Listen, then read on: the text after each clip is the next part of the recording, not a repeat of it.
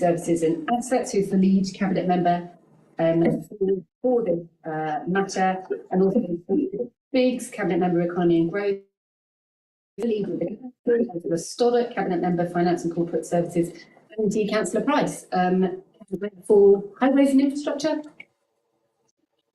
Lovely. And we also have Hilary Paul, Corporate Director, Community Wellbeing, Sarah Jowett, Strategic Assets Delivery Director, and Sarah Lee, Culture and Leisure Lead, in that order going along there, as well as some additional members of staff available to support this item online. Thank you. So, members, 300 pages of documentation for this agenda item. I'm sure that's kept you busy and entertained over the weekend, reading the detail. I'd like to start by inviting the Cabinet Member to provide an introduction, if he would care to do so. Thank you. We're here today to scrutinise both the full business case for Shire Hall and the location for the Hereford Library and Learning Centre, and compare it to the full business case for the Hereford Library and Learning Centre at Mayloft Orchard.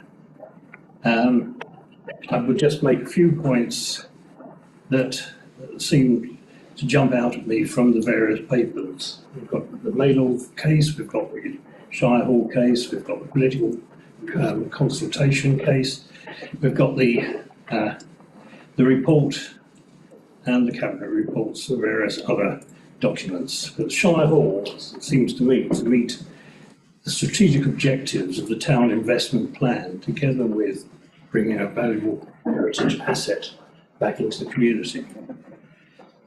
Shire Hall meets greater, stronger towns outcomes and outputs with the Maydars Orchard scheme. The benefit cost ratio, economic benefit versus cost, of the Shire Hall project is 2.7. It's come out higher than the Maydars at 2.3. These were independently assessed by Road Regeneration and Economic Development Agency, employed by the ST, the Strong Towns Board. This is an independent analysis looking at economic benefits versus costs.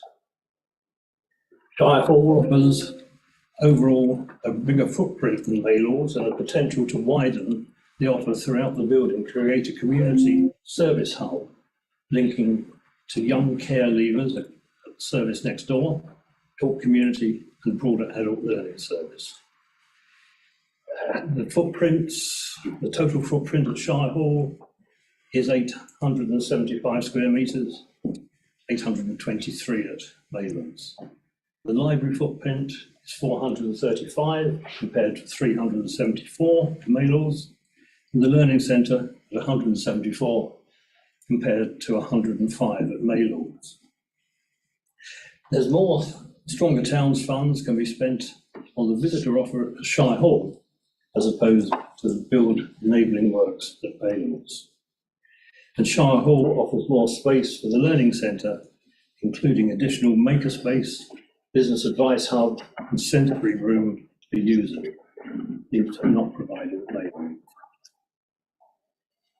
In all, Shire Hall provides more opportunity to generate income with a dedicated event space on the Assembly Hall stage for events, and programming hire, and the makerspace hire, and the sensory room hire, offsetting overall operational costs.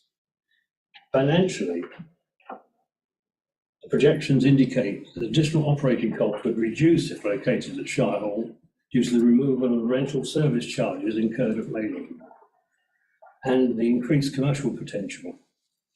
Increase of the revenue budget required for existing is £515,973 at Maylaws Orchard and £390,77 at Shire Hall. One way or another, I think that this brief synopsis is an indication of my intention that Shire Hall should be used for the purpose of the Library and Learning Centre. And obviously, we're here today for you to give questions, and I'm delighted to be able to have an answer. Thank you. Thank you very much, Councillor Bramer. Can I just check that everybody can hear okay without the mics? Yeah, lovely. Okay. So I suggest, committee, that we perhaps try to structure our discussion using the 5 headings of the business case. So strategic, economic, financial, commercial, and management, to help us just take a little bit of a structure to it. I hope that sounds okay. Can I just check if you all come with questions that you want to ask already? Are you clear what heading they would go under? If you're not, In the process of. throw them in at the beginning, and we'll work out as we go along. So, can I invite committee members, if anybody's got any questions relating to the strategic case, to raise your hands? No. Yes, Councillor Proctor. I mean, we did explore this in the previous committee meeting, but looking at the Maylord Orchard business case, that was predicated on a strong feeling and advice from the government that retail offer was going to decline. And so that doesn't take away necessarily from Shire Hall being the right place for the library, but it does raise the question of, is there something other than retail that can be done with Maylord Orchards, or is the strategic advice of the government wrong? Shall I answer that? As of today, it would appear that Maylord Orchard is punching above its weight. We've got 30 organisations who are letting units there. It was 28 when we spoke last, or in the last period behind. And we have, I'm very pleased to announce, we have the Norco unit currently under offer at Maylord. So I'm not saying the government's advice was wrong at the time it was given. It appears to not be correct today.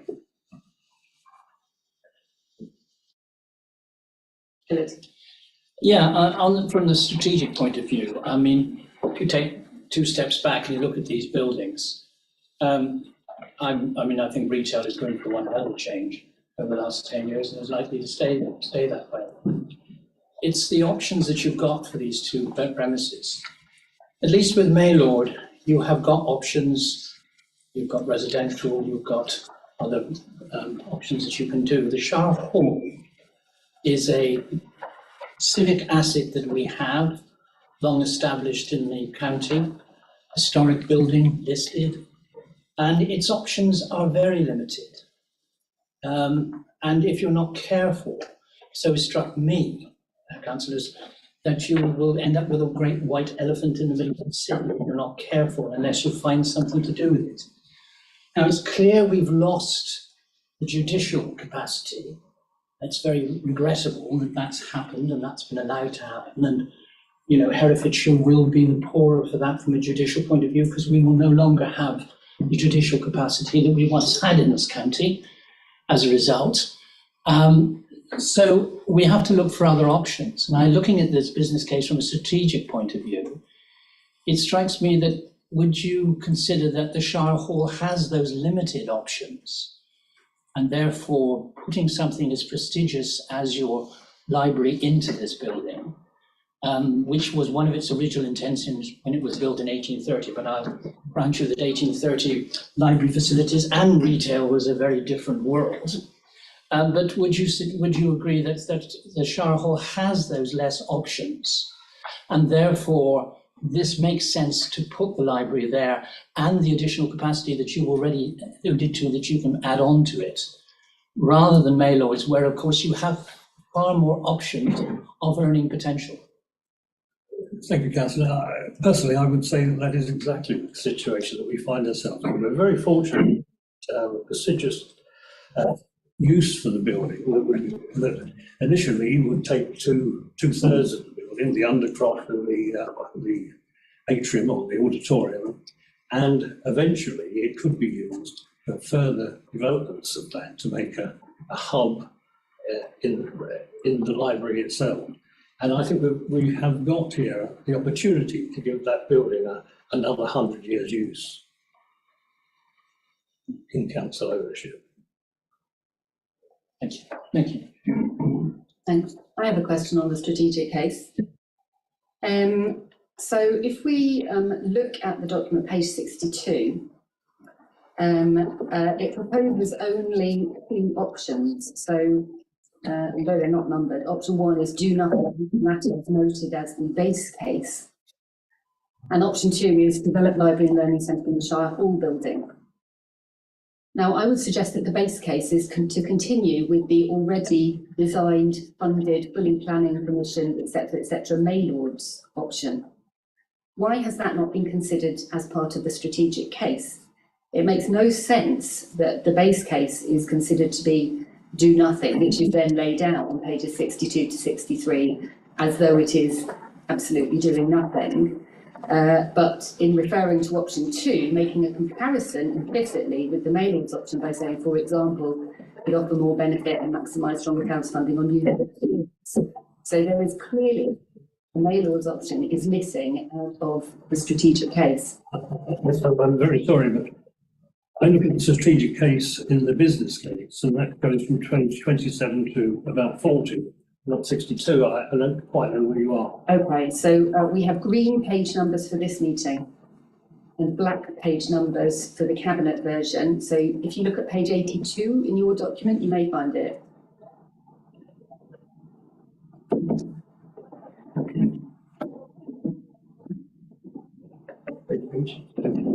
Actually, I think looking at the document, I think you'll find it on page 38 of your document. We have 3 different page numbers on every page. I would agree that there's I something will wrong. endeavour to use the tiny grey page numbers that appear to be the ones that you have. So page 38. 38, okay. But I mean, you know, this shouldn't really require you to look at the page number. The point is that the strategic case does not recognise that Maylords is the base case. Why not?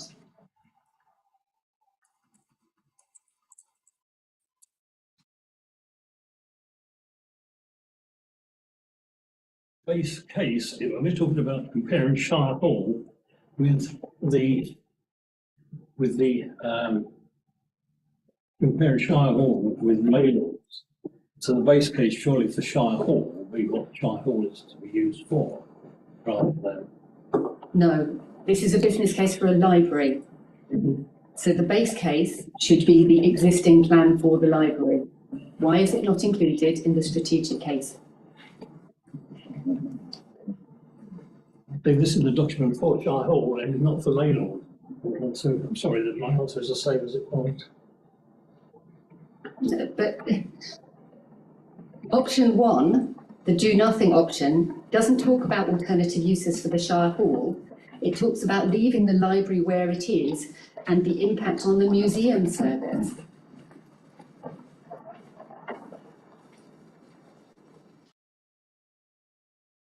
One of the officers could pick up on this. Sorry.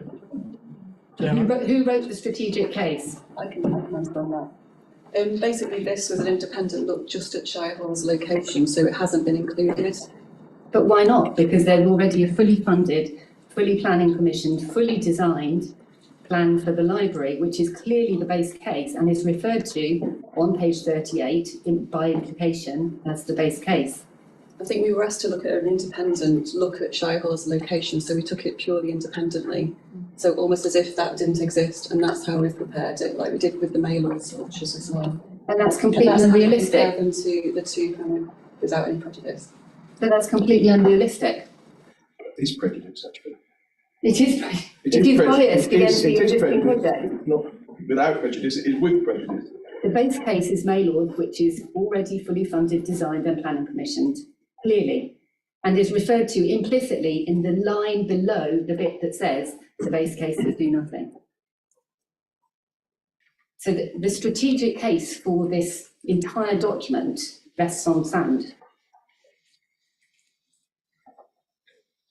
Yeah, yes. Just following up, as another sort of situation, the strategic case, if it's purely based on Shire Hall, at any stage, did you look at a hybrid version where potentially some of the services were put into Maylords and some of the services were put into Shire Hall?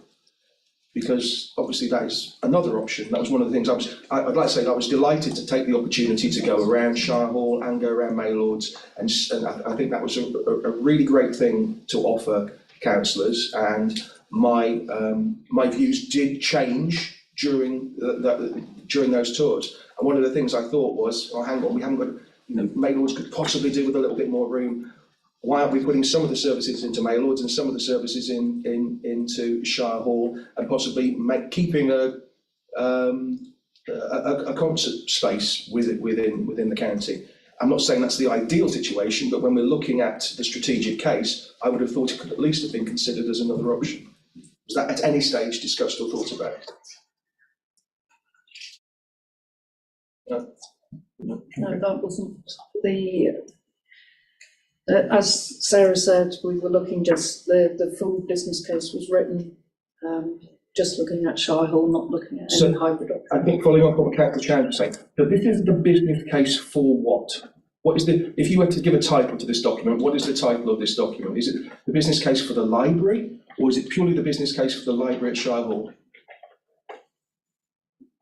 This is the business case for the library to go to Shire Hall, because you have a business case for the library to go to Maylords Orchards. So the purpose was to prepare two business cases that could be compared with their output against the stronger towns and what they delivered. A hybrid option, I don't think has ever come our way. We've never been asked to look at a hybrid option, and I'm not sure what you mean by that, to be honest, but that's not where we are. So you've got two businesses to deliver a library in two different locations. That's the purpose, to compare them. Okay, thank you. I think we've established that the base case, which is the Maylords option, has been entirely omitted from the strategic case. If we look at page 43 on your document, 67 on mine, at the beginning of the economic case, it says all project, what does it say? Project options are fully considered in the strategic case and basis for BCR then on only one project option, being the Shire Hall one, which completely ignores the fact that there's an existing Maylords project. I've got separate comments on the economic case, but I'll just check, has anybody else got any strategic case questions or comments? No, I take your point, but I think very clearly in my mind, it's too, I take Councillor Driscoll, you could have done a hybrid. I sort of feel at this stage, it is either or, and that's how I approach this. It's either the Shire Hall or it's either the Maylord. So, I appreciate. That's how I view it. Indeed, but my point is, it is the Shire Hall or Maylords, and therefore it's extraordinary that Maylords is not mentioned in the strategic case as being the base case. What's presented here as the base case is not an option, actually. That's where my mind is. That's where my mind is. Right, shall we move on to the economic case? I don't know whether it's strategic or economic that I'm going to talk about, but I spent a very interesting afternoon on Saturday reading this report. 302 pages. It's a bit excessive, isn't it, to try and make sense of all the bits. Well, lots of it's pictures in the At the end, there's a lot of pictures at the end, which is great. But I found it a bit confusing, because what we've got, the majority of the report is making a case to put the library and learning centre within the Shire Hall. There was a little bit tacked on the end, really, for the Maylords, which, the way I read it, that Maylords, it seemed a very bland report with regard to Maylords. Maybe that's how it should be, but what hasn't been discussed prior to these plans being proposed is that what was the Shire Hall going to be refurbished before these plans were produced? Because as a responsible authority, we have this building. It's one of the most important buildings within the county, I would suggest. Were there any plans to refurb it? But by coming up with a plan to put the library and learning centre in there, we end up with the building being refurbed anyway, which is great. And then we look at it as a potential to put the library and learning centre, and you can't really argue against it. you look at the case that made in the report for the Maylord Centre, and the two don't link together at all. There's no comparison, in my particular view, reading the report, that the case has been made for putting the library in the Shire Hall and refurbing it at the same time. I think it's a win-win for everybody.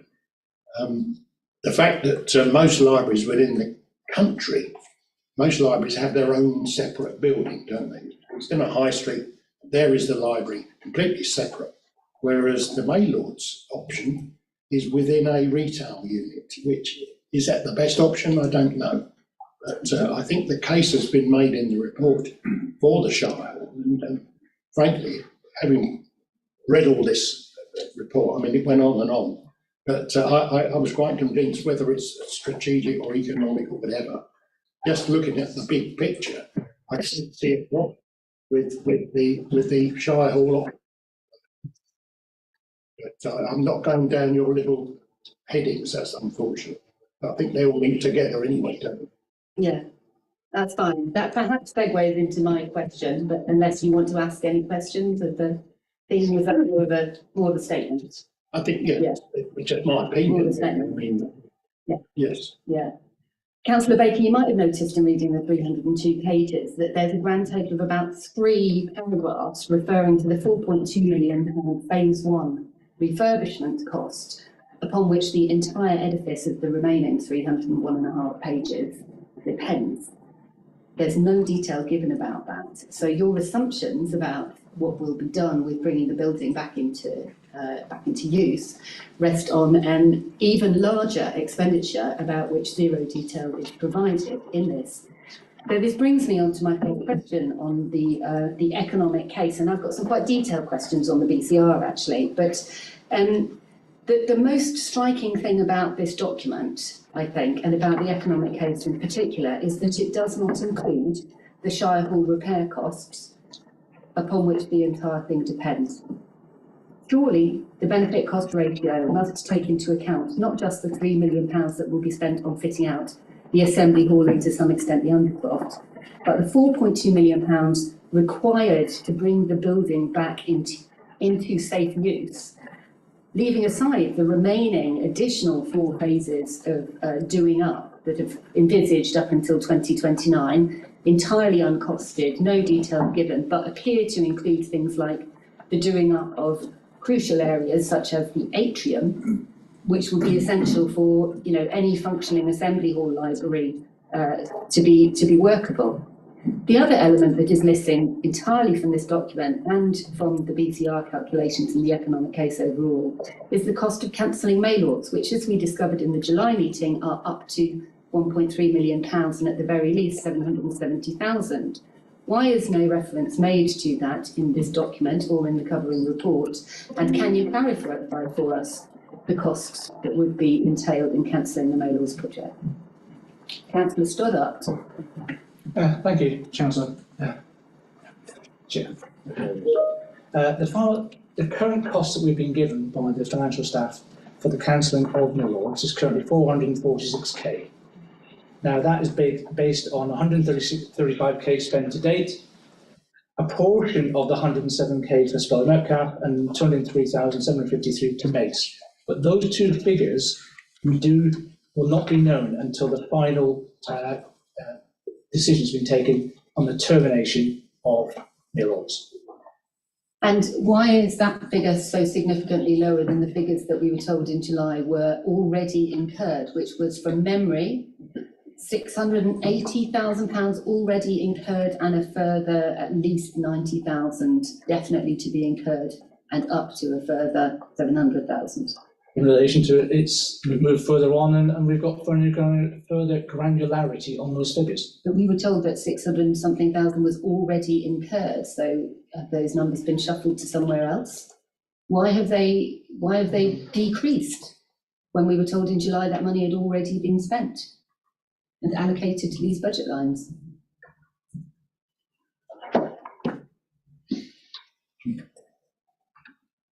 I believe that I'm not the expert on that, so it's possible that some of my other colleagues who are joining the call might be able to respond, but I believe that some of the costs are allowable under the Stronger Towns budget for setup, so they may not be reclaimed. I haven't been involved directly with the allocation of the Maylord's aborted costs. I know that some of my colleagues are, but I believe that's why the figures, as Councillor says, we're working them through to actually understand them in their entirety. But we can't get a final figure until we have a final decision. Okay, but if you're saying that some of the aborted costs are allowable under the Stronger Towns expenditure, by implication that reduces the Stronger Towns grant of £3 million to less than £3 million. But the budget that we've been provided and the figures in this business case imply the full transfer of the £3 million to the Shire Board. So which is it? Has money been spent out of that or not? Councillor Stoddart. Can I clarify a little bit more? As I said, time has moved on, we've got greater granularity, and the figures of 608k that were passed in July were accurate as we thought at the time, but they have become far less as we've gone through further time. The contractors have now clarified those figures, as I've just given you, as to best of their ability. That's extraordinary and quite magical. Could it possibly be because they've absorbed some of those costs into their cost estimates for the Shire Hall project? No, it is that they have, sorry, just check. The abortive costs that we gave you back in July were an estimate, and we've now got further granularity as we progress through time to get better figures. Except they weren't presented as an estimate. We were presented with 600 and whatever it was of actually already incurred costs and an estimate of potential future costs that took it up to 1.3 million. So it's really very surprising to find that the cancellation costs have reduced. Even so, the cancellation costs, as you specified, are at least £500,000. And for it currently shown as 446k. Perhaps the committee might like to include in our recommendations a request for complete transparency and clarification of the proposed cancellation costs. Would that be recorded? Could you give a list of draft recommendations that we'll come back to? Okay, so I return to my main point then. Councillor Bramer, perhaps you can answer. Why does the economic case not include the £4.2 million plus the cancellation costs for Maylords in the calculation of the economic case? Sorry, I'm just about to answer your earlier question of business cost ratio at 2.7 for Shire Hall as opposed to 2.3 for Maylords. In fact, it's shown on page 50 of the business case, table 18, and clearly the two business cases took into account the same things. No, they didn't. Wouldn't compare them. They didn't. There are 3 additional lines in the calculation of the BCR for the Shire Hall, which I'm about to get onto. I've got detailed questions about those too. My overarching question is, in the that's where we're talking about the benefits, there's 3 additional lines, but when we're talking about the costs, you are suggesting that the cost of the Shire Hall project is only £3 million, but it is dependent on expenditure of at least £4.2 million to bring the building back into use and at least £444,000 to cancel Maylords. Why are those costs not included in the benefit cost ratio calculation? Benefit cost ratio calculation is defined by the Rosary generation, who are a public employee, and I do not have a knowledge of what they take into account or not. If you're asking me... Are you saying that Rose did the BCR for this? Yes. I mean, that's already quite interesting because Rose is contracted by the Stronger Towns Board to run the Stronger Towns thing. Why are they running the BCRs for our project? Surely we should be running the BCR calculation for our project. And why are they leaving out £4.2 million and the additional 444k? Could I suggest, Chair, that Sue, who's on the call, I know that Sue has a lot more detail around that and why Road Regeneration do all the BCR figures for the whole of the Stronger Towns programme. So she might be able to answer some of your questions in a bit more detail. Apologies, I was trying to work out how to raise my hand and I couldn't find the button.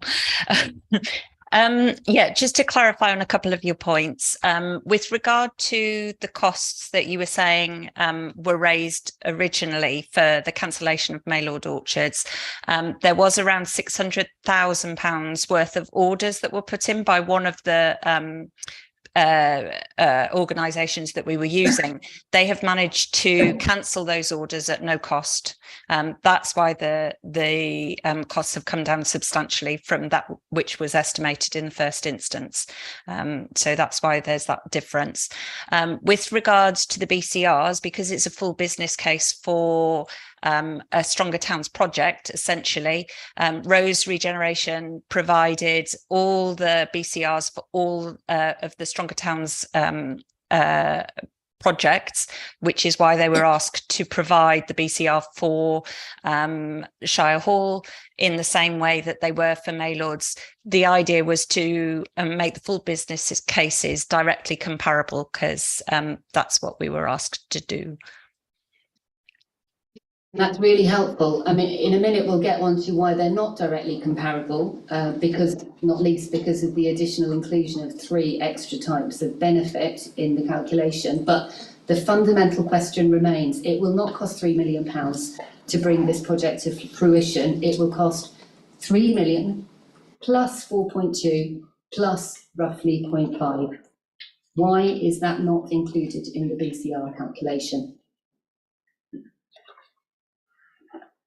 Sorry, is that directed at me? It is, yes.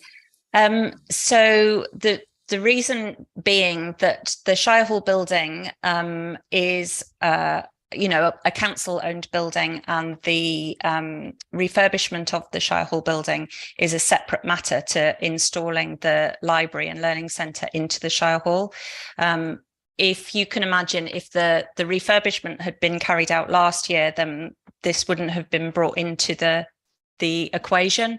The Shire Hall building is going to need refurbishing whatever goes into it, and that's why it's separate to the installation of the library and learning centre, which is why the BCRs and the full business case do not include that 4.2 million. It's a separate matter, and it's easy to conflate the two. But it clearly isn't a separate matter, because this project cannot be done. This £3 million cannot be spent. This project cannot be delivered without the expenditure of the additional 4.2 million and the 0.44 million. It is not possible to deliver the library without about £8 million of expenditure. So it's fictional to say that it can be delivered for 3 million and that the BCR can be calculated on that basis. These repairs to the Shire Hall would not be done, certainly would not be done within this timescale, probably would not be done in that way, if it were not for the library proposal. Chair, can I also make a point that in the Maylords business case, you didn't include any cost for refurbishment of the roof and any other refurbishment costs in that business case. But that's not been mentioned in here, whereas you're actually trying to separate those. So actually, what I believe officers have done is we've put together a business case that does meet the requirement from July, which was to have one and the other that you can do a one-for-one comparison with. But there wasn't a need for separate works. The costs that were required to bring Maylords back into use or to do it up in the way that was required for the library, all of the elevator and all of that sort of thing, that was included in the business. But there is now a case that the roof needs to be looked at as well as other and additional and other ancillary refurbishment costs. My point is that for the Shire Hall, there's £4.2 million worth of work that has to be done before this £3 million project can be done. Therefore, it's fictional to suggest that you can calculate a BCR just on the basis of £3 million of expenditure. The project cannot be delivered for £3 million. Nobody will be able to come into it. It is a project with a minimum cost of £7.65 million. Which takes the BCR down to roughly 1, and once you include the optimism bias calculations and so forth, it actually takes it down below 1. I ran the spreadsheet last night. It makes it an entirely uneconomic proposition. Why has that not been acknowledged in the economic case?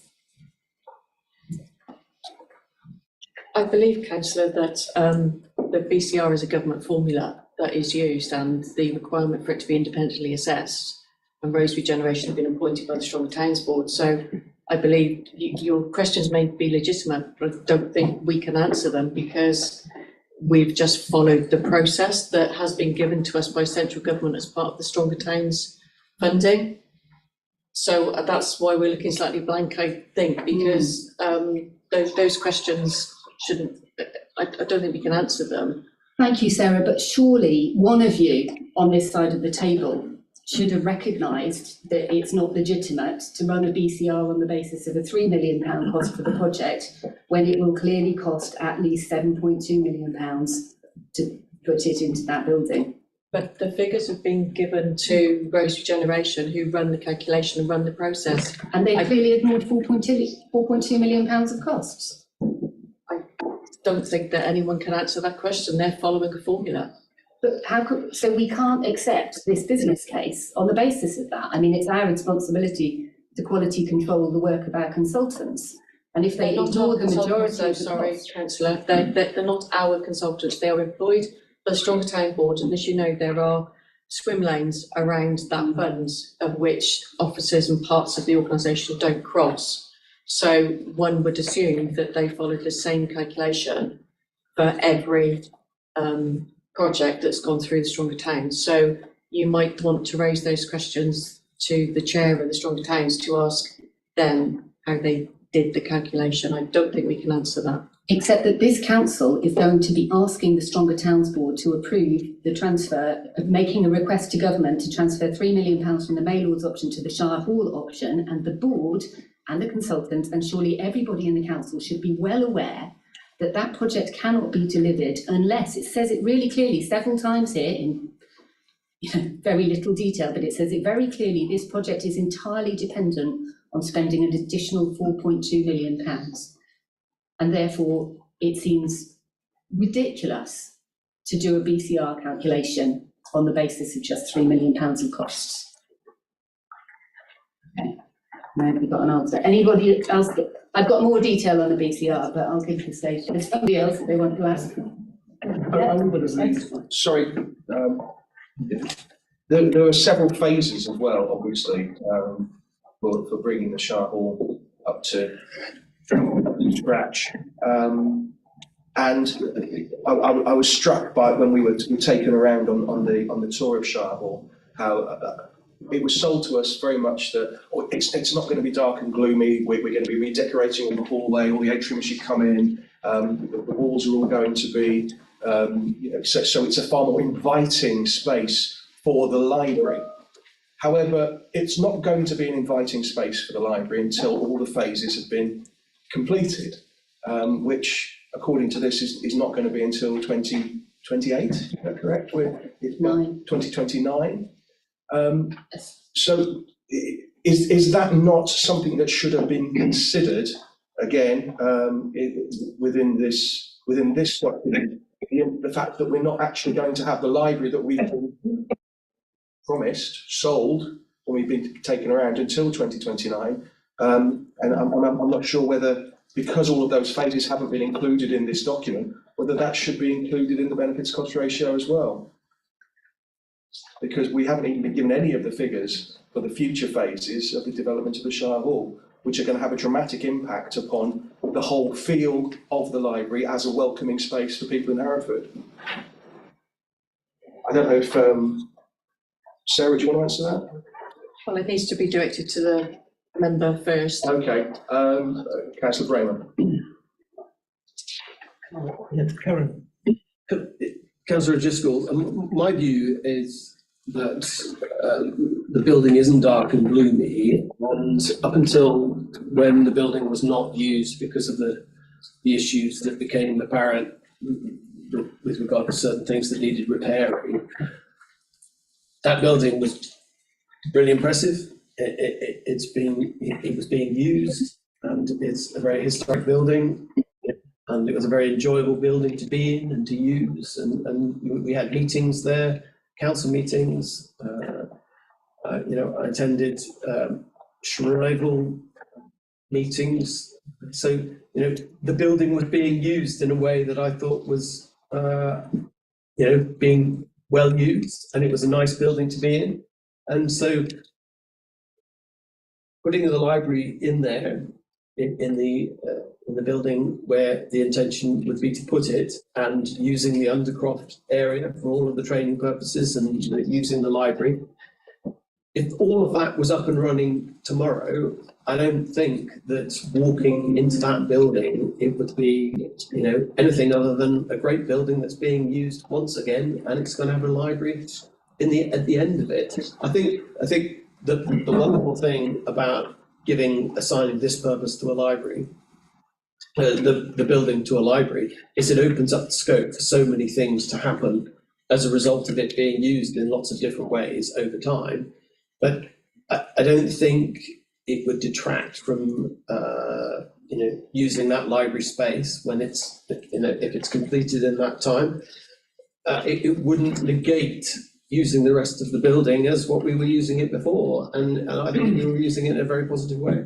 I think, sorry, Councillor, just to come back, I think there's a big difference between us as adults attending a Shrivell meeting and a 5-year-old going along to read The Tiger That Came to Tea.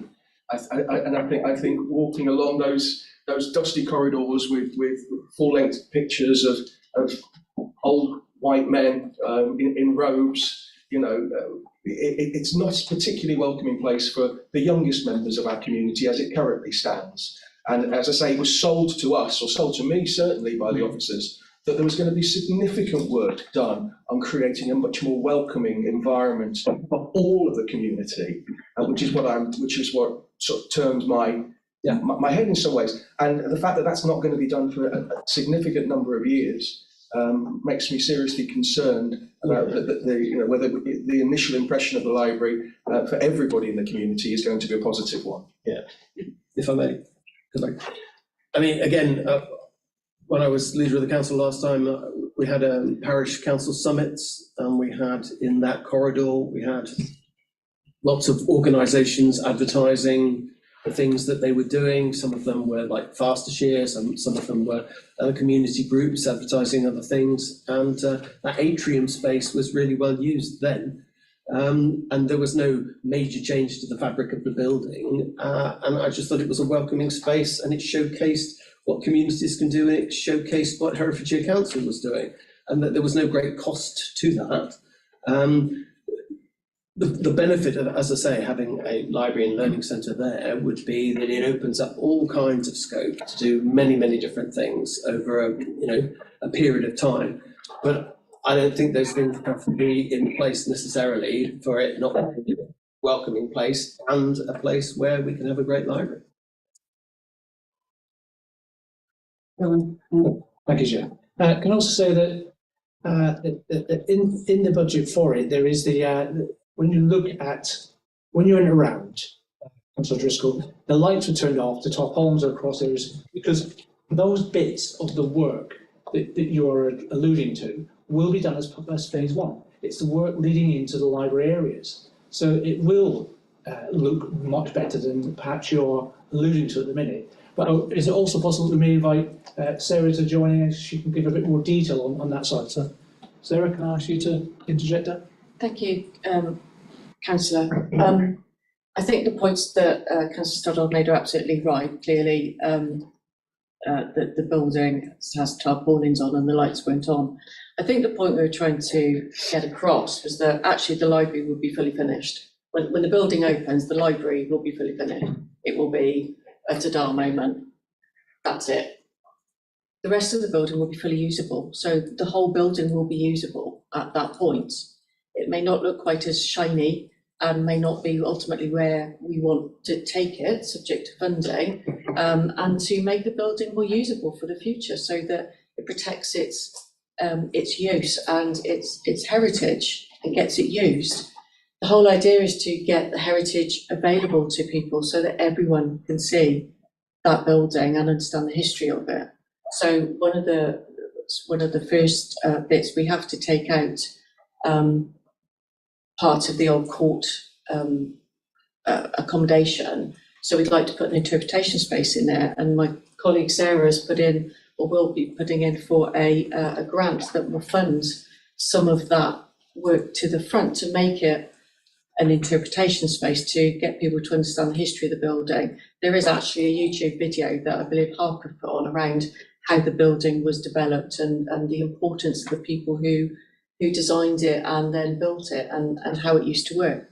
And also then the paintings, and actually understanding that a lot of those paintings were done by very top level artists, and just try to make that heritage more open to everyone. So you're right, by the time we've got the skylights open, the damp sorted, we've got the doors open, it will look and feel different. It's won't be necessarily where I would like the building to be, but it will be usable to the public, and the whole building will be available to the public to use as well. So I hope that just gives a little bit of context. I've been waiting to let myself in, if that's all right. Very well. Thank you, Sarah, for that clarification. However, in the 302 pages here, there is no information whatsoever about what will be done design-wise anywhere in the atrium, in the accessible, in the entrances and so forth. All of the design information is about the assembly hall itself and a little bit about the undercroft. There is absolutely nothing whatsoever that gives anybody any concept of what will be done in the entrance halls. And I went on that tour, and even imagining lights in it, and even knowing, Councillor Lester, how it used to be before, I think it's a really non-welcoming space. And it's not just about me, it's not about our personal opinions on it. It's actually, it says in this documentation, the heritage listing for the building talks about the imposing interior. Do we want an imposing interior to our library? Take the current Appendix 1. It talks very early on about the forbidding entrance way to it, and states that it's going to be essential to totally change the character of that to make it warm and welcoming, and that everything else that Take the Current document talks about in terms of commercial rental of spaces, events, etc., library usability depends on transforming that. And yet there is nothing in this business case that talks about doing any of those works. It's not clear whether any of those works, if it's going to be opened up, is that money coming out of the £3 million, or is it coming out of the £4.2 million, about which, by the way, we have no information in these 302 pages. So how can we possibly trust that the rest of the building, the 100 metres of building that you have to walk through before you get to the beautifully designed Nordic furniture library assembly hall bit, how can we have any confidence that that will create a welcoming space for users, such as 5-year-old? I've just been to the Friar Street Library today. Dozen parents and babies in that tiny little room. Not so, Oh, flippy, I hate this machine. It's one of these awful watches that listen to you, and when you put it by too close to your head, it thinks you're talking to it. Where was I? Completely put You me went to off. Friday So, yes, yeah. So it's core to the use of the library for the kids and the families to go and use it. How welcoming is it going to be to walk past these literally 20-metre high pictures of old white men, like you said? At the end of the day, everyone will have a personal opinion about the building and what it looks like, but the business case and the cabinet papers around the location for the library, it's not around Shire Hall. So that's why there's not a huge amount of detail about the wider refurbishment of Shire Hall, because it's about the library.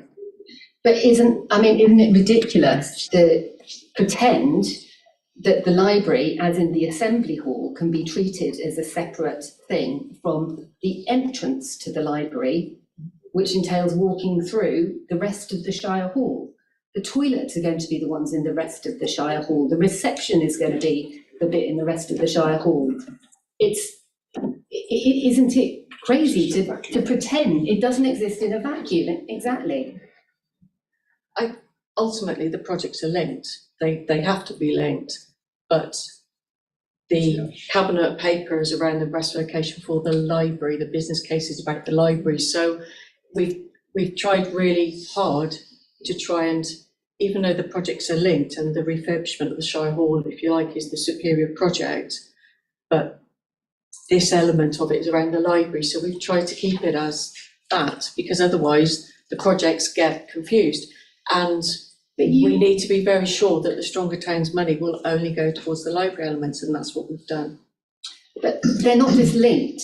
The library project is entirely dependent, as this document says, on the other project.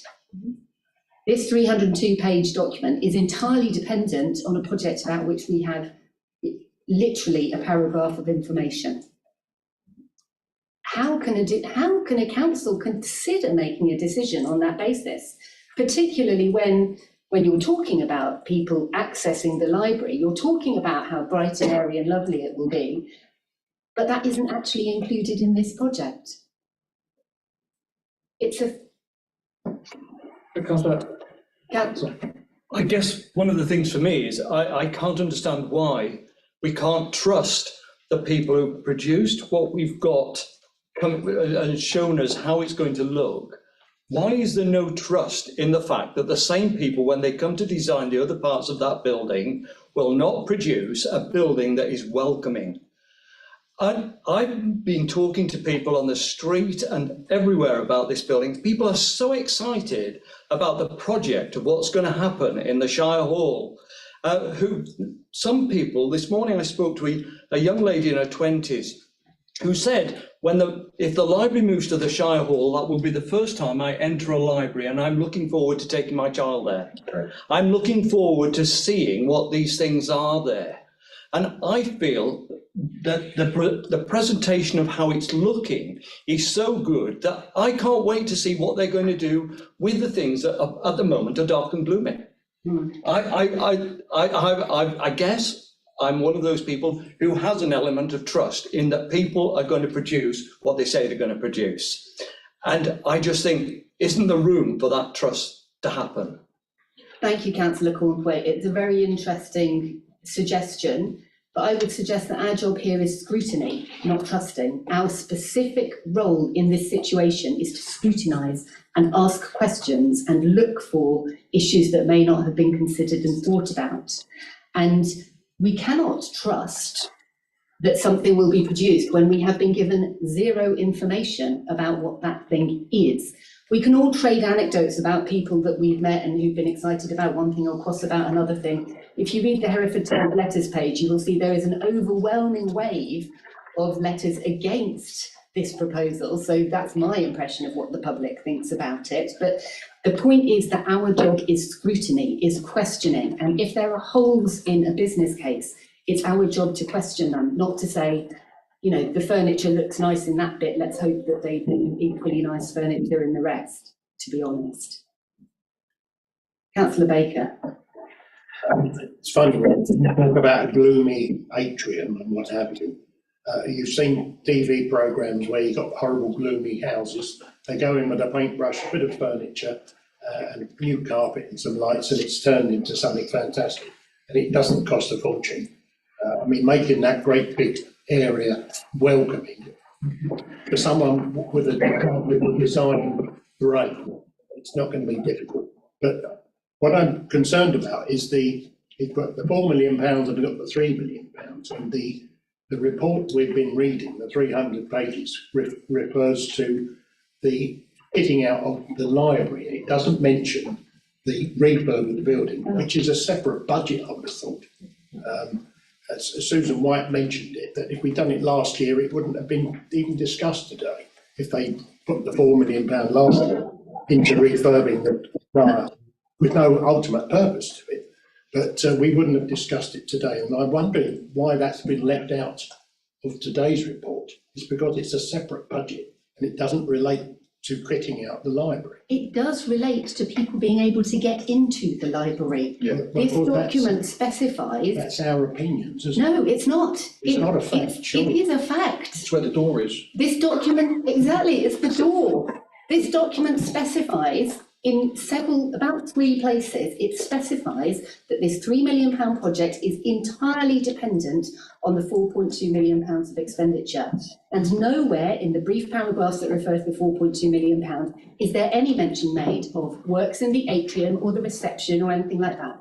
The only brief mention is in, I can't remember the page, I've got it here, but where the phases are set out of the future refurbishment works. Phase 3 includes works to the reception area, which is basically heritage related, apparently.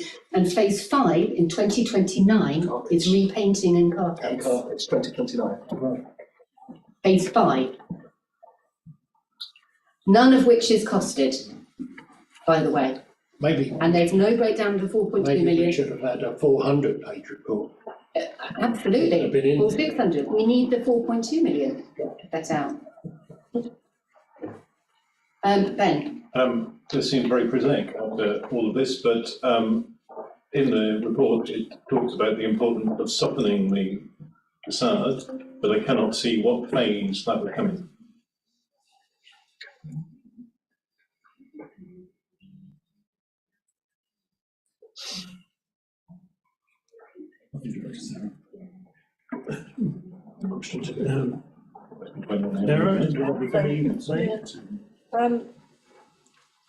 From the library specific perspective, I'd have to refer to my colleagues, but there is some idea around making the outside more amenable, potential small planters, seating, and actually making sure, which we will do in the first phase, of actually making the front pedestrianised fully, so that clearly apart from maintenance and emergency services, so that we've got to manage the flow between pedestrians and vehicles.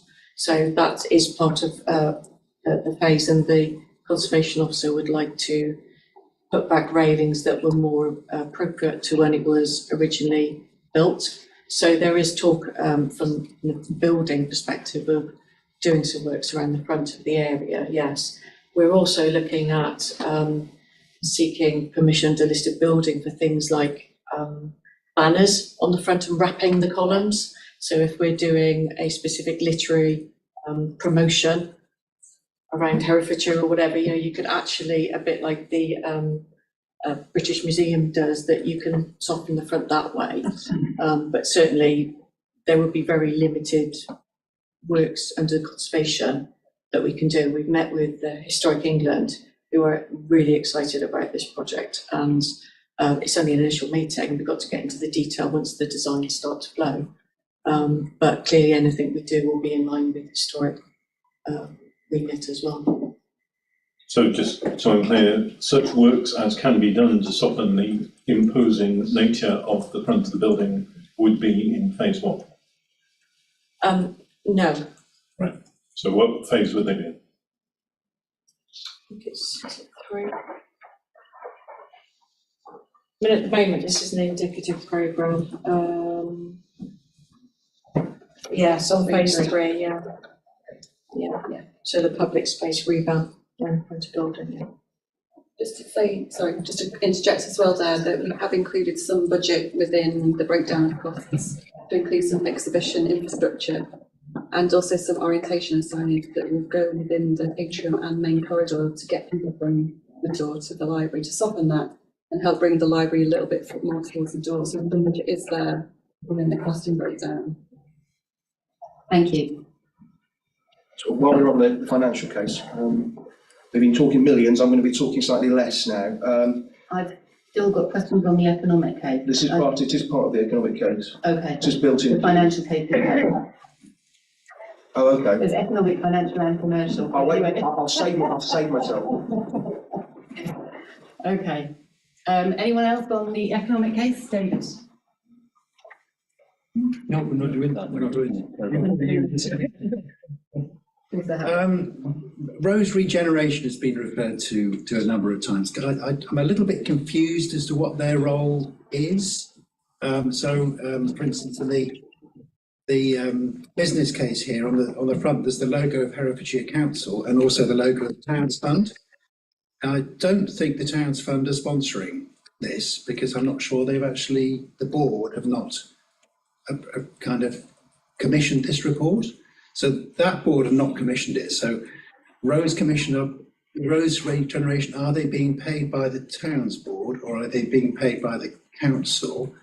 So all those kind of things, I'm just a little bit confused as to what their status is. They're referred to as being independent. So what does independent mean? Could you perhaps elaborate a little bit more on the role of Rose regeneration? I don't know what, I suppose that initially goes to Mr. Bramer, first of all. You may want to pass it on. Yeah, I will, but Rose Regeneration is an economic development agency employed by the STB. So whether they're paying this one directly or whether we've used them just to compare with the previous one, which they did pay for, labels, I don't know. I have to ask the officer the question, so I'll pass it on if I may. Rose Regeneration, I say, we're employed by the Stronger Towns Board to support projects and the organisations to deliver business cases and to actually support the project in delivery. So we're very fortunate. We're quite big boys, so we can do our own projects and write our own business cases. But a lot of the smaller and the community organisations would have struggled with that, so they needed support and help. So I'm unaware how Rose Regeneration were chosen. I assume it was a competitive process. I don't know. They work for the Towns Fund board. So we have an accountable body role as the organisation, and that is completely separate from the officers running the projects. And that's how we sort of run in swim lanes type thing, and never the twain shall meet. So the business case is written by the council, is it, not by Rose Yes, Regeneration? and we've agreed with them. They, as part of the government guidelines, the host organisation as such, the council gets the money and then holds the money in and then gives it to the Stronger Towns, and they assess it, approve it, and etc. But the documentation is all used in line with the host organisation. So we had business case models, so templates were used by ours and sent out to everyone so that they were assessing the same documents and the same criteria. And then Rose are independent organisation who do the calculations in line with government funding requests, etc. So I presume it's a requirement to have the logos geared to be our We were organisation. given a template, so we just Yeah. basically followed the same template as a mail order. Yeah. Can I just divert a little bit? So I think what we're doing is kind of comparing between the Shire Hall and Maylords to see which is the kind of best project. And I can actually see, as Councillor Phillips has mentioned, this is a way of actually enabling the Shire Hall to end up being back into use. So if there was part of the question, if the Shire Hall was the only project in town, the only thing we could be doing, I think we'd still be going through exactly the same process. We'd be challenging all the costs because we're not totally saying, we need to be asking whether it's good value for money. It could be that the Shire Hall is not good value for money. It could be a standalone project, and we could still say, as a council, no, we don't think this is the right place for a library. So that's how I see one bit. The other bit is with Maylords, and of course with the first one, you're looking at the Shire, it's about managing the risks. What are the risks? And I personally see huge risks in this, and this is what we're talking about. The risk, the actual cost is going to be another 4 million on top. The alternative is the Maylords, and you look at the risks associated with that. And one of the kind of the disbenefits, if you like, of Maylords is that it doesn't release the Shire Hall into use. Is that a good enough reason? That's where I think, as a council, that's the question. Which is better? It's a difficult balance, and the Maylords for me is the least risky by a mile, because the money is there. There is no question about the money being enough to pay for it. We don't have to spend another £4 million. So those are sort of questions. I'm yet to be convinced that the Shire Hall is the better thing, but that's, in a way, that's not what the function of this meeting. This meeting is just to examine what the cases are. And I think we need to be we are working and considering what the risks are in association with the Shire Hall. So kind of in response to you, the leader and Councillor Phillips, that's kind of my take on this. Thank you. We have Councillor Phillips then. I think Davis hit the nail on the head. If the Shire Hall is a standalone project, and frankly, if it's a standalone project, would it stack up as best value for money for an occasional venue for a few concerts? Because that's effectively what it would be, because it wasn't exactly overused when it had its use before, and we were probably making more use of it. And that's your problem. You've got a building there that, to be frank, as a council, we were lucky to get away with having it closed as long as we did. It has had reputational damage, as I said, on the judiciary and magisterial capacity of the county forevermore. But taking that aside, it's a listed building, we have a responsibility to it. Okay, if it disappeared overnight, you wouldn't build it like it was, you do something different. And that to me is where this isn't coming out strong enough, is because if you put the library in Maylord, what are you going to do with the Shire Hall? You're going to have to spend money on it. And what have you got at the end of it? And does that represent value for money? And to me, putting the library project in there does start to do that. We can talk about the intimidation of the building. To some other people, that's inspiration. I mean, you go to the Hive, it's hardly a quiet, mild little building. You go to Birmingham, that new library there is hardly a quiet little modest building.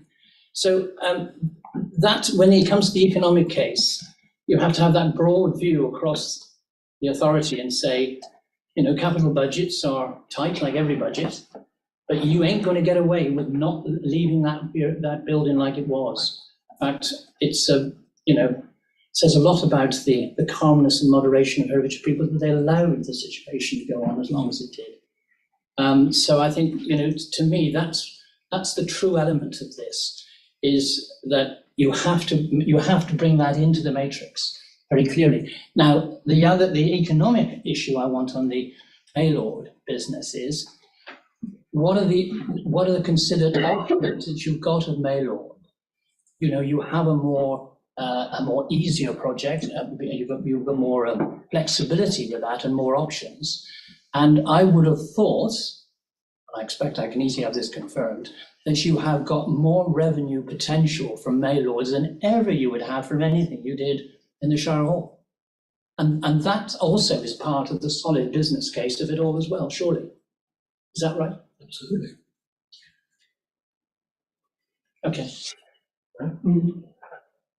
My concern, it kind of follows on what you said, Councillor Phillips, and what you said, Councillor Hitchener, is the library's going to Shire Hall by default. If we don't send it there, what are we going to do with the Shire Hall? It's like, it's this or nothing. And there was one comment I thought, which was, I'm sorry if I misunderstood you, Sarah, where you said that the Shire Hall was the superior project. I think you said it at one stage. Now, for me, the superior project's the library. The library is the most important decision we're going to be making here today. It's where our young minds are going to be taught for the future. To me, that is the superior project.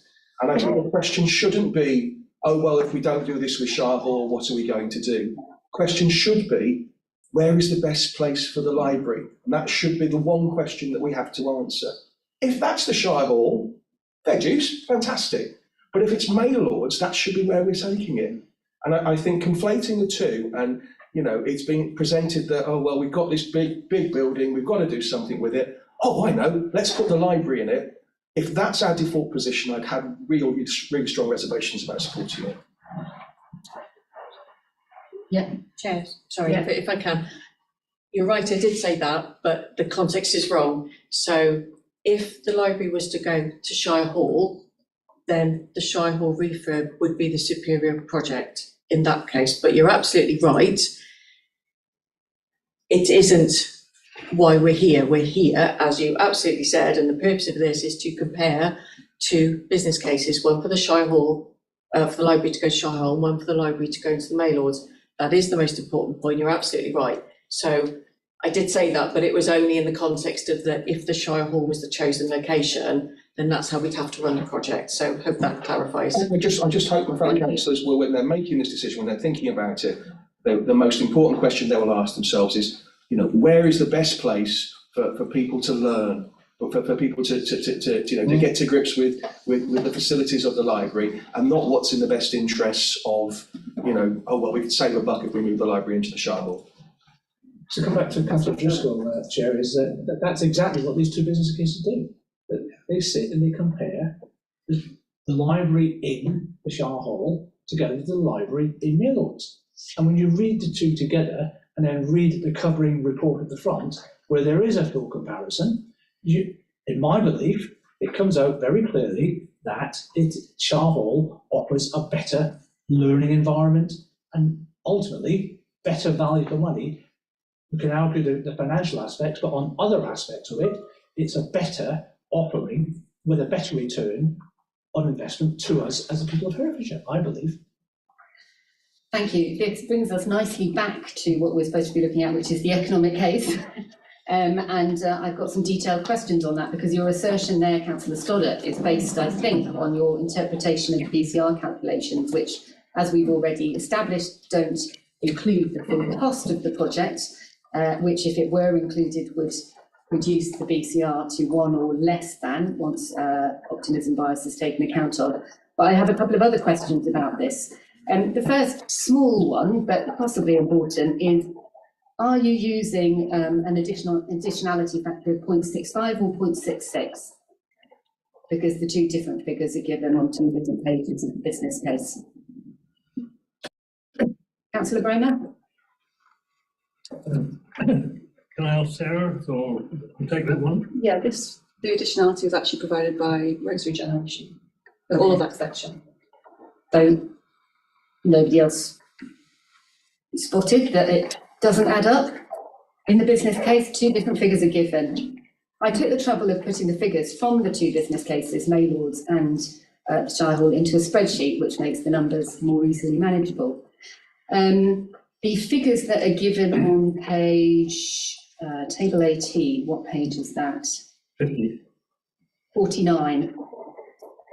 Page 49 with the little numbers, page 73 with the green numbers, the figures that are given for total economic benefits, by my calculation, aren't actually the sums of the numbers in the columns above.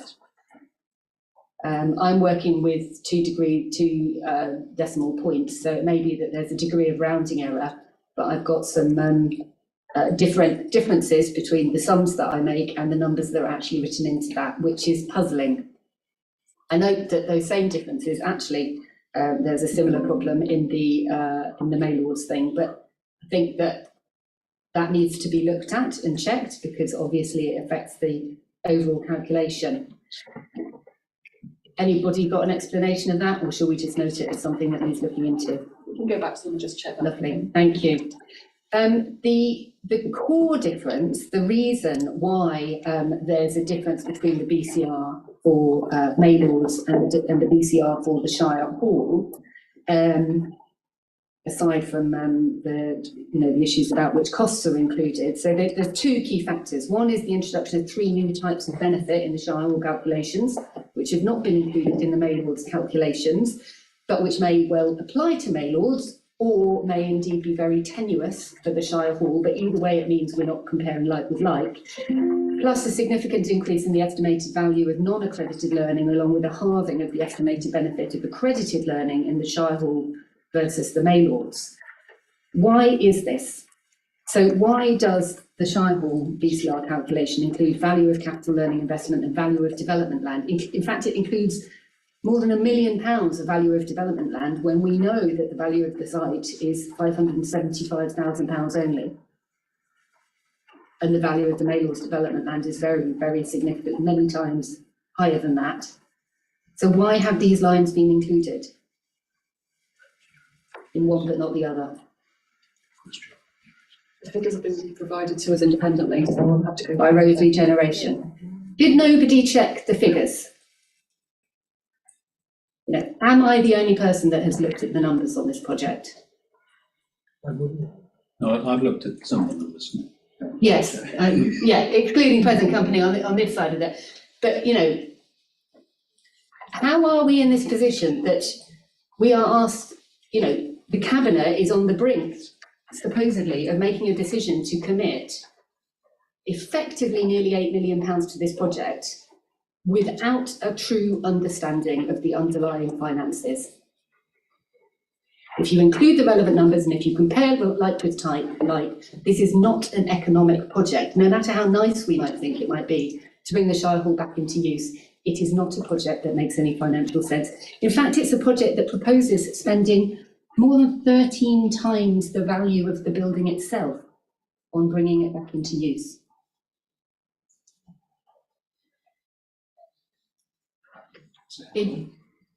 Yes.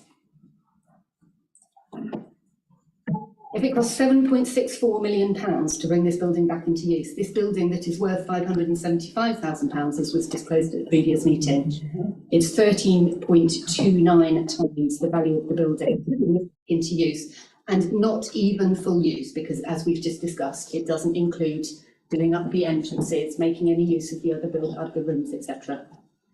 How can there be said to be an economic case for this project?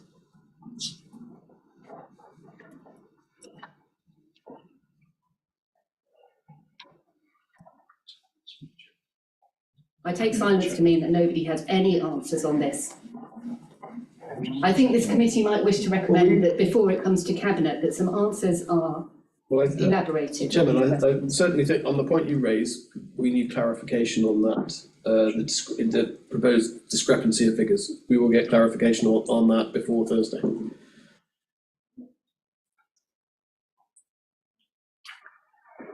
Thank you.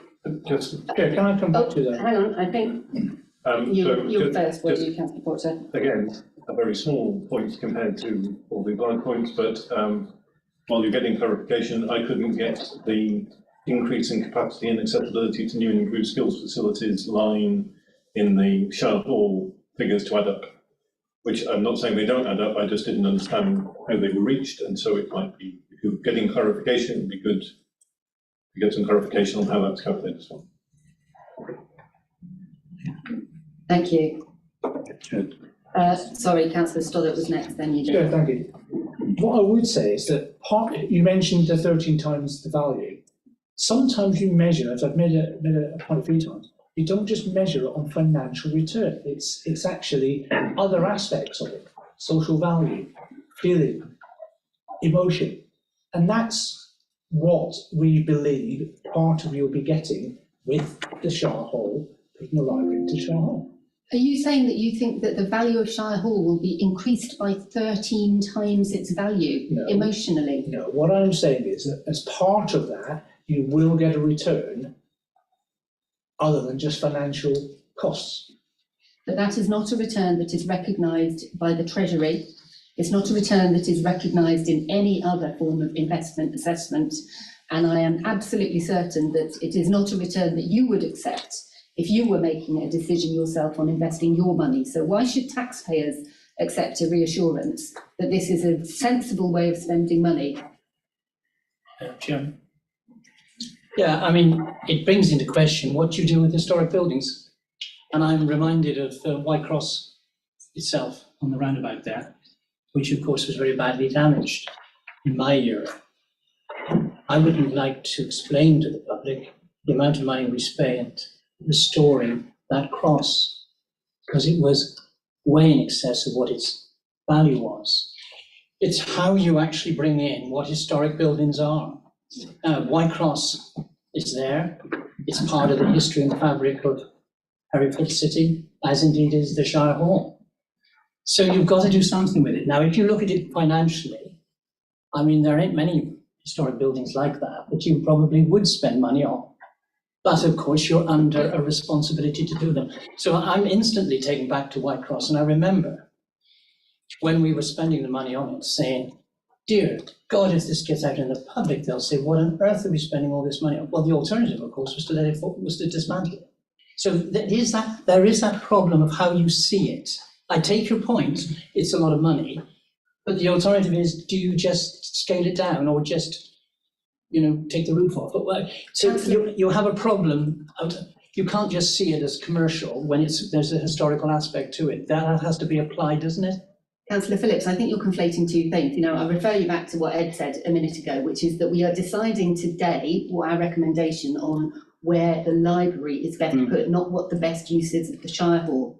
I sat in Cabinet less than a year ago and reviewed an equally large pile of documentation about proposals to do the Shire Hall up at a cost of many millions of pounds, including confidential information, which I've referred to previously, about the bare minimum cost of bringing it back into use, which incidentally is still larger than the figure that's currently on the table. And the decision at that time was that we cannot just many millions of pounds bringing the Shire Hall back into use when it isn't clear that that is sensible value for money. We have to take a value for money lens to any decision that we make. And this proposal in front of us is by no means the only option for the Shire Hall. You're trying to frame this within the question of what do we do with the Shire Hall? That's a separate decision question, and certainly on the basis of the information we have in front of us, I don't think we could possibly justify going ahead with putting the library into it. If we put the library into Maylords, got that done within the existing timeframes, then we could have a proper discussion about what to do with the Shire Hall, and that could include doing it up, making it some sort of event, selling it off, somebody making But you can't extract the two if you look at it from a Herefordshire Council point of view, because you're still left with it. Now, Councillor Driscoll said quite right, we've got to decide which is the best project for it. I happen to think that the Shire Hall is a more inspirational building and can be do that, as those others are, rather than just in a retail centre. It actually makes a statement about learning. So, we can look at this in different ways. So to me, I hear what you say, but at the same time, it is that broader role that you have to look, because we also have to be mindful of the overall business case and business responsibility and financial responsibility we have to the whole of the council. That's the alarm I set for halfway through the meeting to remind us to take a little break. I'm minded just to check whether we've got any more comments on economic case, and then we'll take a 5-minute comfort break. I only just wanted to come back on Councillor Brooks very briefly, which was to say, yes, I understand where you're going, but again, we are, as Councillor Chanchester said, we are conflating the best place for the library with what do we do with the Shire Hall. And I just don't want the library decision to be used as a Trojan horse, if you like, for pushing through major spending that otherwise wouldn't go through. It's either a Trojan horse or a fig leaf, I'm not sure which. Trojan fig leaf, how does that sound? That sounds all wrong. But I think we just need to concentrate on what's best, the best place to put, where's best to put the library, rather than say, oh, well, it's the Shire Hall or nothing. That for me would definitely not get my vote. And major spending for which we do not have a full business case because we have no details on what we're on. David, do you have a... I was just going to look at some of the detailed figures, but are we going to do that separately? Is that under the economic case, which is more the sort of BTR, can we do it under the financial case where we look in more detail in the revenue budgets and so forth? Yeah? All right, we'll do that after the break. Let's take a 5-minute break, everybody.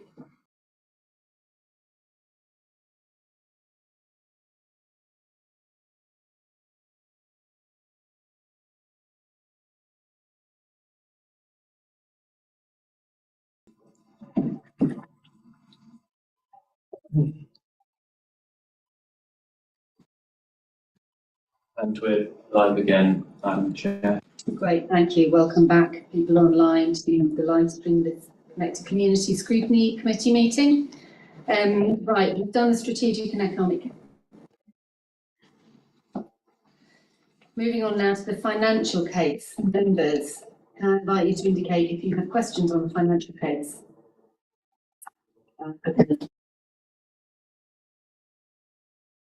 Then David, then Frank. Thank you, Chair.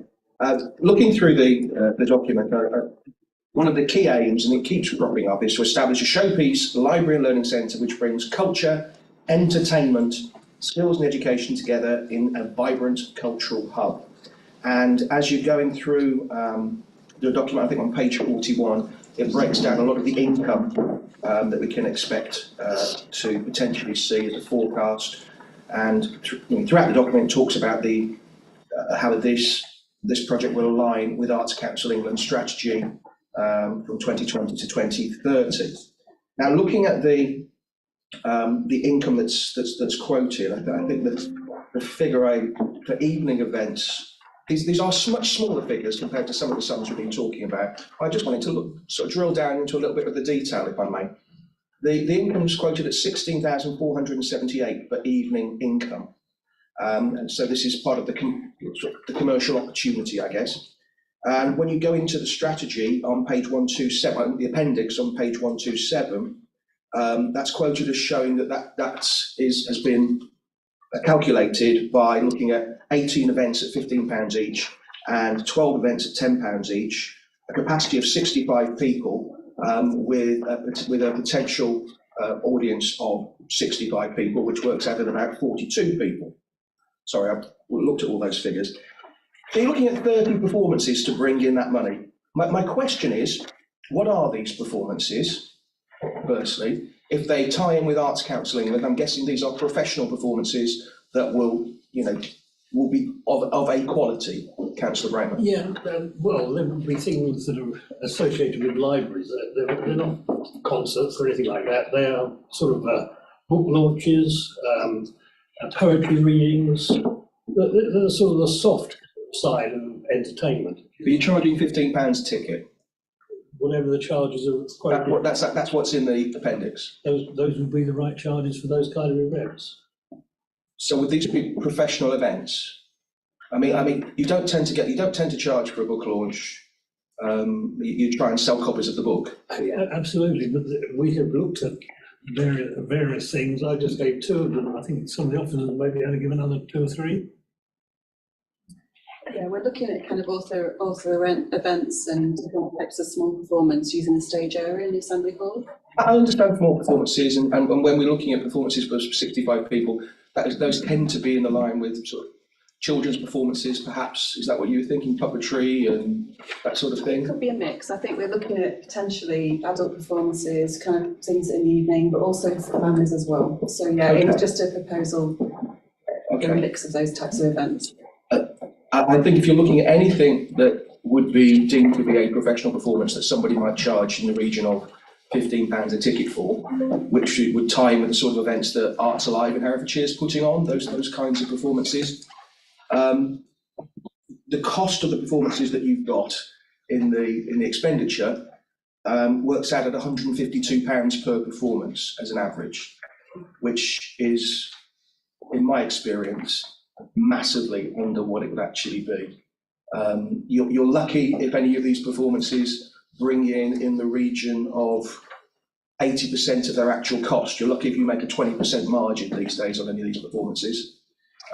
My calculation that in order to bring in an income of in the region of a surplus of in the region of 11,000, which is what you've got on here, you'd have to be looking at doing in the region of 120 events a year with a 20% margin. So can I ask you to go back and look at these figures, because they're completely unrealistic. They're not grounded. I don't know where they've come from, but they're not grounded in the reality of performances as I understand it, certainly within Herefordshire and within this area. Thank you, Councillor. Basically, they've been looked at by an independent commercial feasibility organisation. So we have gone to them as specialists in this area, and they provided some of the potential commercial income that we could get. So can I ask you to go back to them? You're looking at £152 per performance. I don't know, if you're quoting arts counselling here, you have to be paying the minimum amount daily rate for an artist, and you're way under that with that particular figure at the present time. It's completely off and totally unrealistic. Thank you. Yeah, I don't have the detailed knowledge of Councillor O'Driscoll, but just one line struck me in the expenditure where maintenance is referred to as £5,000 in Maylords and £1,000 in Shire Hall. Just £1,000 to maintain the library part of Shire Hall. It just strikes me as not being reasonable at all. And one of the reasons, obviously, why we're in the position we are now in with the Shire Hall is the lack of maintenance. So I think we should be overriding the maintenance. Rachel, page 39. The third item. It is going to the weeds a bit, but and we can't do every single line. But it's just this one thing really struck me.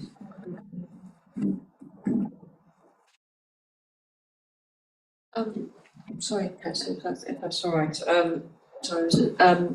So finance have put these figures together. So in Shire Hall, it's a corporate building. So there's a corporate budget under the corporate landlord model. So any maintenance figures for this would undoubtedly be an element for any works that the service wants to deliver that's outside of the model. And Maylords would probably be the same. So corporate building maintenance will be covered off by property services, whereas this is a service budget, and they would have a small pot of money for things like putting up shelves or doing very specific things that the service wants to do, I would suggest. So you think this doesn't include the true maintenance costs? Because it's operated under a corporate landlord model and no service budget, this is a complete breakdown of the service budget, I believe, would incorporate any property maintenance costs then, because it's a corporate. So where is the maintenance cost? In my budget. Is it shown in these figures? No, because that would be in my budget, so no service budget would show direct property costs because they sit with me. I mean, from a commercial environment, I mean, that's moving the chairs around, isn't it, really? At least that's how it. But we operate a corporate landlord model where property services manage the properties. Yeah. Apart from where they're rented out, etc. So they don't managing and that's not a model that the authority operates or charge. I don't know whether the rest of the committee think that's. I've got follow-up questions on this, Frank. I know you had your hand up, but do you mind if I follow up on this? No, that's fine. Yeah. My only other question actually, Chair, was about heating. I can't see the cost of renewing the heating in these figures at all. That would be under the Shire Hall refurbishment costs. That's included in 4.2. It's in the 4.2. Yeah. That's the capital cost. So we're looking at revenue at the moment, expenditure, and yeah. But I mean, Sarah, I'd like to follow up on this because you've explained that the council is treating Maylords and the Shire Hall differently, but we own both buildings, so there's no kind of theoretical reason why we would or should have a different approach to charging ourselves for having a public service function like a library in one building rather than another, and yet that seems to, the costings in here seem to assume that. Why? Councillor Stoddard and Councillor Graham are happy. I can come in. Okay. Maylords basically operates as a trading account, so it has its own money. It's not part of the corporate pot. So because we run it commercially and our tenants put money in towards the service charge and the general elements, that's why Maylords is different. So the political group consultation, this point was also raised, and a service charge element is payable by every single unit, every single tenant, and they will be responsible for rates and for all their operational costs such as cleaning, etc. So if the service went to Maylords, there is no operational budget that exists to cover that off. That's why there would be a bigger need to draw down revenue budget in the future, because that money would have to go towards energy, bills, maintenance, cleaning, rates, etc. So, but the service charge element as well is also applicable in Maylords, and that is because it's trading account that exists, and we can't change that. Otherwise, our tenants will be subsidising our occupation, and we couldn't justify that. And there are also rules around service charge. Except, we already have a model in Maylords where we, charge lower rates for rent, for example, for social value uses. So there is presumably some flexibility available to us here. But on rent, Chair, but not service charge. Okay, the service charge is only an £18,000 difference. It's not the main issue. So rent is in here as 42,000 versus 1434, but that is something we had total licence to change for ourselves, is it not? The rents are negotiable if there's a social value element, yes. Okay, and we could agree that a library has a social value purpose, and therefore we may negotiate with ourselves to charge ourselves the same rent for Maylords as we would for the Shire Hall? Ultimately, the service would need to come up with the money to cover off the utilities, the rates, the cleaning, everything else, and so those are the charges that I think have been put down. So I'm glad you mentioned utilities, because in the comparison, which can be found on green page 19, which is in the cover report, not in the original business case, the helpful comparison of the Maylord Orchards and Shire Hall revenue costs, partway down that table, we see that utilities cost for Maylords is £58,000 and for Shire Hall is £0. Yes, because there's no budget that exists at the moment. Right, but it is surely unrealistic to present a business case that pretends that there will be no cost to the council of utilities for the Shire Hall. Should it not be included in this? This is my understanding, Hilary can correct me, but this is a comparisons to the additional revenue that will be required by the service if it went forward into either one of those sites. Ultimately, the Shire, there is an operational budget for Shire Hall, there is not one for Maylords, so those are additional costs that need to be identified. But this, I mean, anybody listening will surely think this is, again, shuffling deck chairs, pretending there aren't costs. There is currently, you know, virtually zero utilities cost for the Shire Hall because it's not being used. If we bring it back into use by putting a library there, then it will clearly cost tens of thousands of pounds of utility bills to run it. But as yet, there is no cost identified in the revenue budget for this project for utilities, for insurance, for telephone, tiny amounts of costs for cleaning. It's surely a fiction to pretend that those costs are not attributable to the putting of the library in this building. And for a fair comparison of the two full business cases, of course they need to be included, surely. These are service budgets that have been put forward that will show the budget that the service needs to operate out of each building. Again, putting forward the property budgets alongside this has never been part of this ask, so that's why they're not presented.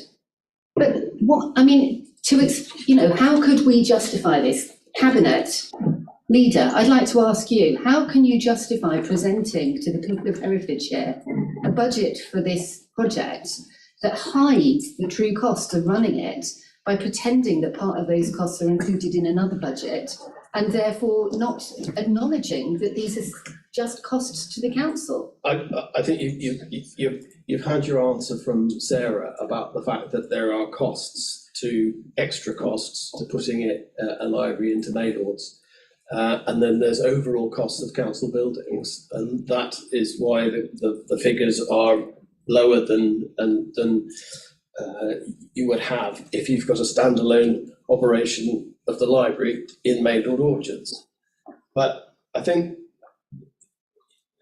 we have to focus on the virtues of putting the library in the Shire Hall. There's a point that Councillor O'Driscoll made, and it's something that I've always said, is the benefits of putting the library in the Shire Hall, are they overwhelming so that you can make a decision to say that a function that we must fulfil with a library and a learning centre, is it best placed to be putting it in somewhere like the Shire Hall? And will that achieve all of the things that we want it to achieve? And there are clarifications that you require, and Councillor O'Driscoll has said about clarification about the earning capacity of events and things like that. There's further clarification needed, but I just bring this debate back to, in my view, does it make sense to use the building, the Shire Hall, for a library and a learning centre? And I see there are lots and lots of positives that we can get out of it, and that is something that we should be really focused on. Councillor Lester, this 302-page document was your opportunity to demonstrate those positives, and in fact, our debate on the economic case was your opportunity to make the case for the benefits, but as we've just discussed at length, the benefits are not clear. We are now talking about the details of the financial case and pointing out that there are big holes in it because certain parts of the expenditure required for this project are not included in the documentation here.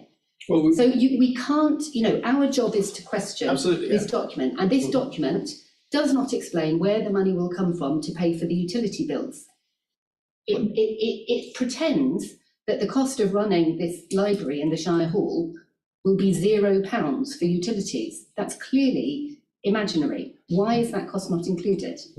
And we can't spend much more of this meeting with, Cabinet members saying we've got to think about the benefits without quantifying the benefits, specifying the benefits, answering questions on why there are so many financial holes in the documentation. Well, so I think can we get clarification, just so that we're clear on the meeting, can we get clarification about the utility bills, please? I thought One you of our- made the point. One of our recommendations will be that the actual cost of running, the full revenue cost to the council of running the project in the Shire Hall be included in the revenue budget, please. I have 3 more points about financial case, but Councillor Cornthwaite, I know that you were waiting. No, it's fine. It's been covered. It's been covered, okay. Right, so anybody else before I crack on with my 3? Okay, so the total budget that this document talks about is £3 million, and it is broken down, let me find the right page, as 2.6 million roughly from Stronger Towns Fund and 0.394 from Herefordshire Council, making just over 3 million. Now the budget for the Maylords Library project in the council capital budget that was passed in February this year was 3.5 million. Right. So what has happened to £500,000, particularly since Councillor Stoller, you explained earlier in this meeting, has incurred so far have been 0.44 million. 0.47. So where's the extra £50,000 gone?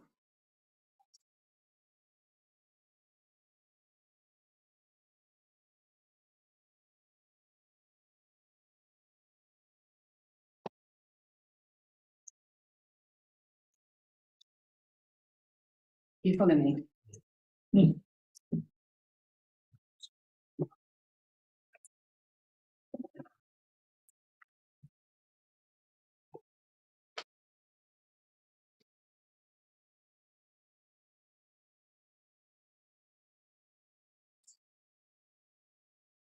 Is this a question you need time to come back with an answer to?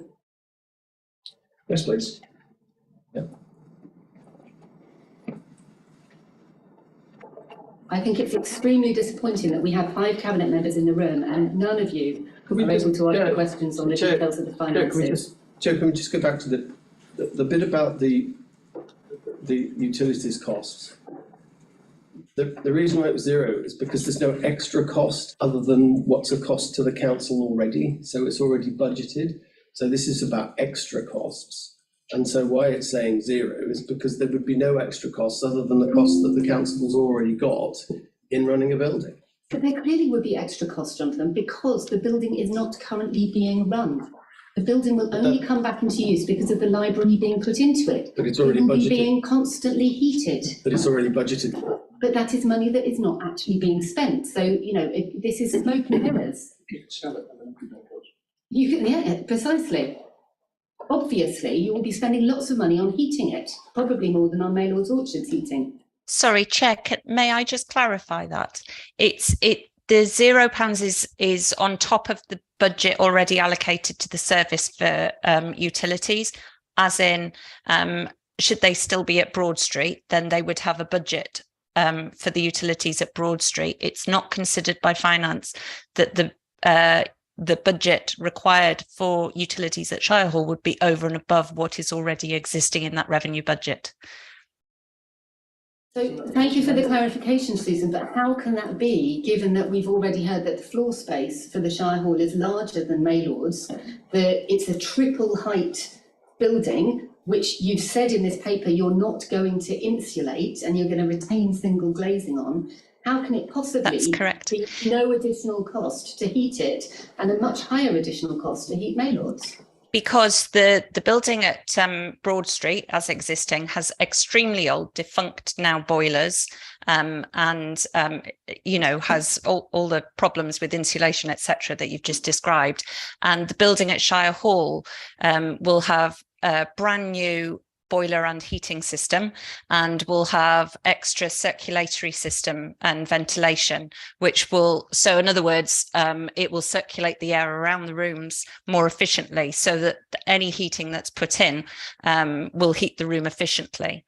So therefore, it's not considered that there would be an extra cost. Are you going to heat the atrium and the toilets? Correct. Is that all included in the calculation?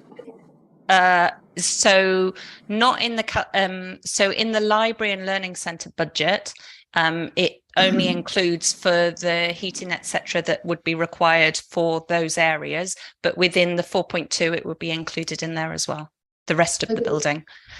But the 4.2 million is capital budget, not revenue cost, and we're talking here about revenue cost. No, sorry. I thought you meant the budget for the installation of those new features, which will be in that capital cost. Yeah, no, we're talking about revenue here. So we're talking about the table on page 19, which compares the revenue implications. Correct. Which shows that it would be far more expensive to heat Maylords and not at all to heat the Shire Hall. And I just find that really counterintuitive, given the spaces involved. I think Sarah will be able to come in on Maylord Orchards, but as far as I understand it, the Shire Hall it exists as a building owned by HC, and therefore the costs of running that building also go to HC, not to the service in particular. Yeah, this is ground we've already been over, but I return to the previous point, which is that is not really a legitimate way of pretending that there won't be costs to this project. So please, can we see the actual full costs redone in that revenue table? Right, Chair, can we respond back to your question about the missing? Yeah, 0.5. So 434k was spent under the previous administration till March 2024. 2023, apologies. And there was a 60k top slice, which comes to 494, which is the 500k you're alluding to. Okay, so how does that relate to the 447 that you were alluding to earlier? You're referring to the 447?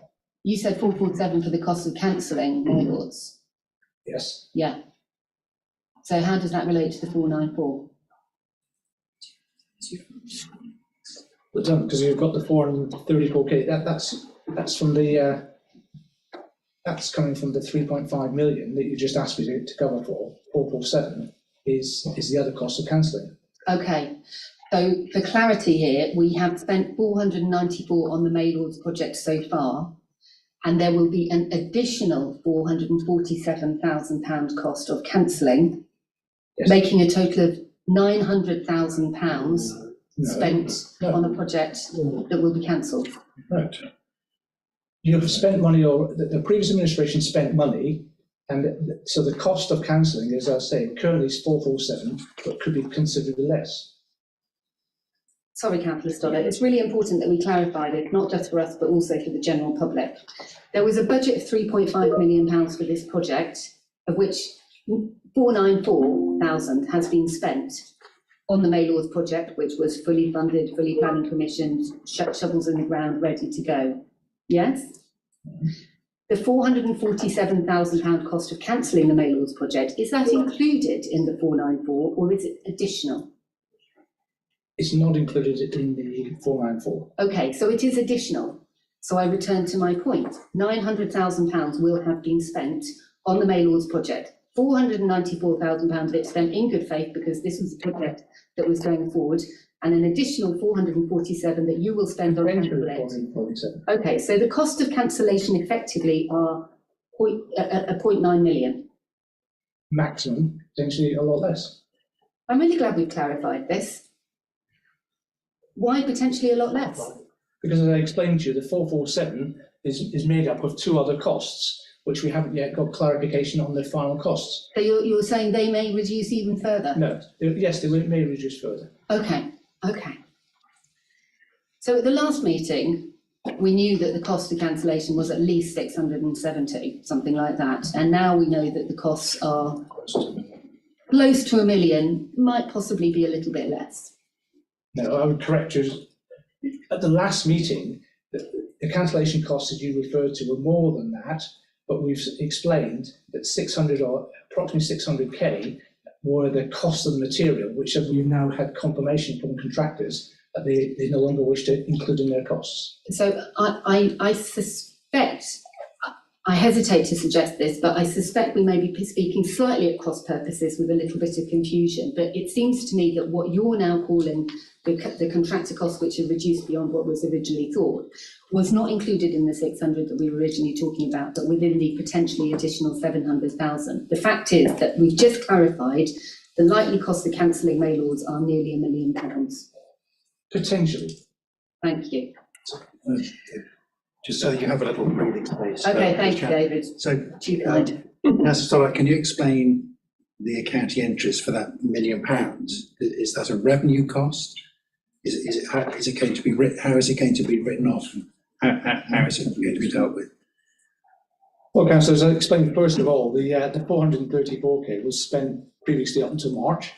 The 60k was the top slice. So that's accounting to the 3.5.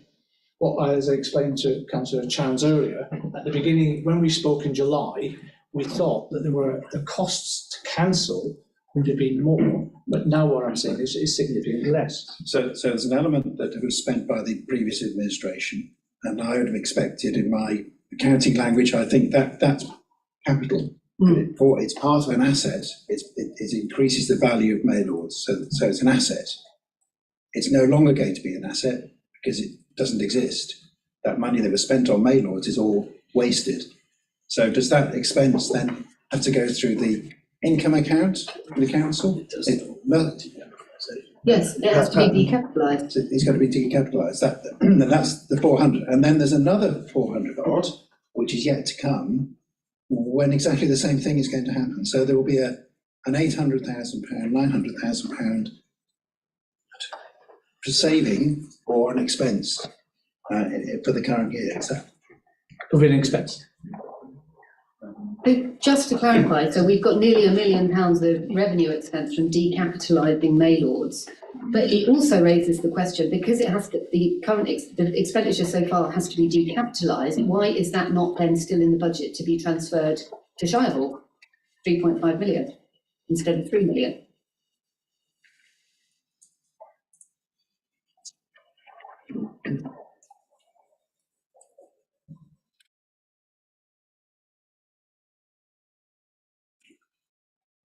I'm afraid I can't answer that question.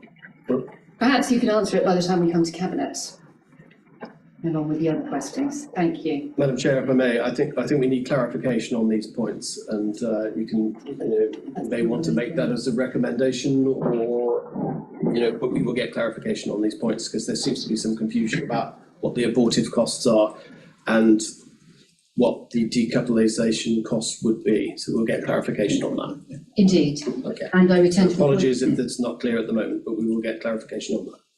Thank you. And just to note, I raised this point when we discussed the economic case. The costs of cancellation have to be included in the BCR for the Shire Hall project, evidently. My next question relating to the financials. Sorry, Jim. They obviously do, because those costs would not be incurred unless the Shire Hall project happened. The incurring of £1 million of cancellation costs is dependent on you pursuing the Shire Hall, and therefore it has to be included in the BTR because it's part of the costs of the project. The benefits of cancelling mail orders have to outweigh the costs. You can't just hide the costs off to another place. And as I previously stated, if you include those costs and the 4.2, the project becomes uneconomic. It has a BCR of less than 1. To move on to my second question on finances, so table 22, which is on page 56 of your papers, green page 77 of ours, shows that almost all of the spending will be in financial year 2025-26. But the spending deadline for the Towns Fund is March 2025. How is this possible? It's my understanding, Chair, that as long as we've got commit to spend, it can be spent in that full financial year, so all the way through to the following year. So you're proposing, because construction is not proposed to start until February 2025, so you're proposing to commit to this entire project and build it all after the original deadline for expenditure? No, once we've got committed funds in that financial year, we then can extend the period to actually conduct the actual project. Will you have to pay all of the money to the contractor before the end of March 2025? I'm afraid I can't answer that question because we continue to speak to the contractor. It's surely quite an important question. No, Chairman, Chair, sorry, it's a commitment to spend the money, not to, there's no spend deadline, it's the commitment.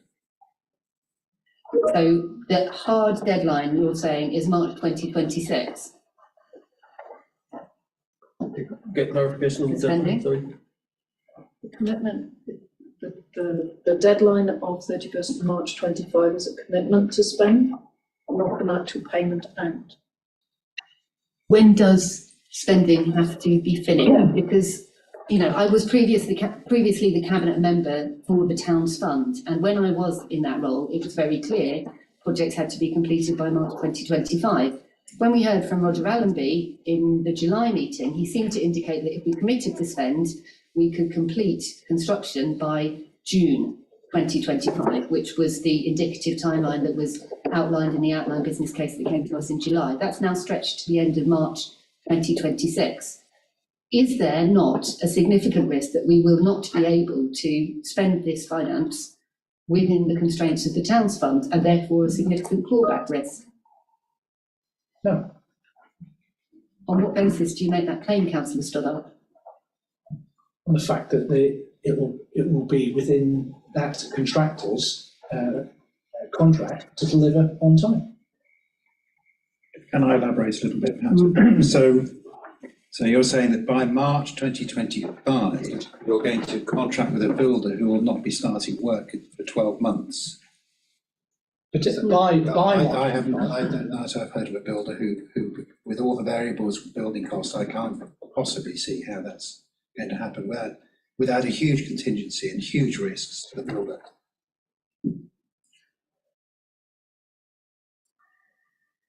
I should be informed as well that the central government have said that we can declare this until March 2027. Oh, be nice if this was specified in the report, wouldn't it? Can I clarify? Sorry, Chair, to come in. We did receive a communication through the accountable body just a few days ago from central government saying that commitment to spend had to be by March 2026, but we are querying that because all of town's funds have been on the basis that we had to commit funds by March 2025. But even with that earlier deadline, we will be in contract, according to the programme, we will be in contract with a building contractor by February 2025. And that's good enough, if you like, for the stronger towns. As in, we will be committed at that point. Right. I mean, this comes under the management case heading, really, which is where we look at the risk assessment. But it does seem there are some really significant risks here about spend within timeframes, particularly when you compare it to Maylords, which from memory was going to be completed in 2024. And in the context of a construction sector in which costs rose 20% last year.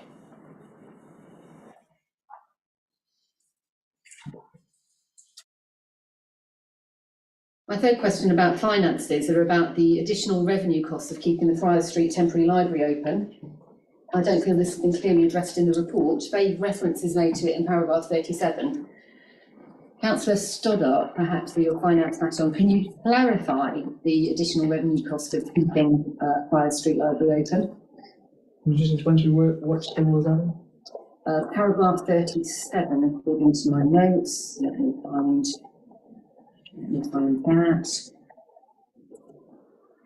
Table 23, is it? This is page 19, green page 19 of our cover report. We have that. Paragraph 37. If the decision is taken to locate the library and learning centre in Shire Hall, there will be a requirement for a longer period of temporary accommodation for the library. This may have an additional revenue implication for the service, and options for this are being worked through. Are you able to clarify what the revenue implication is?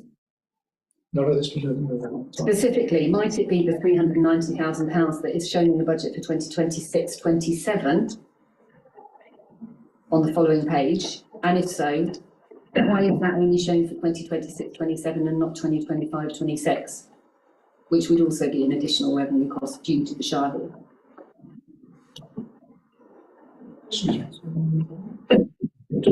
Hilary.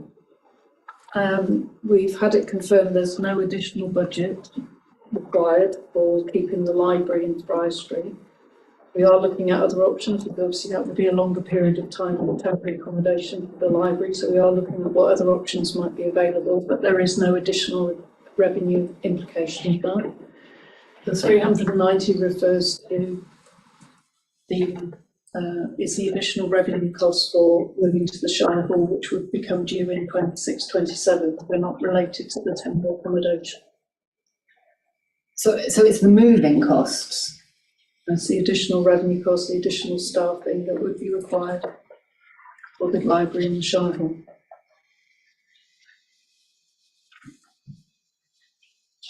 Okay.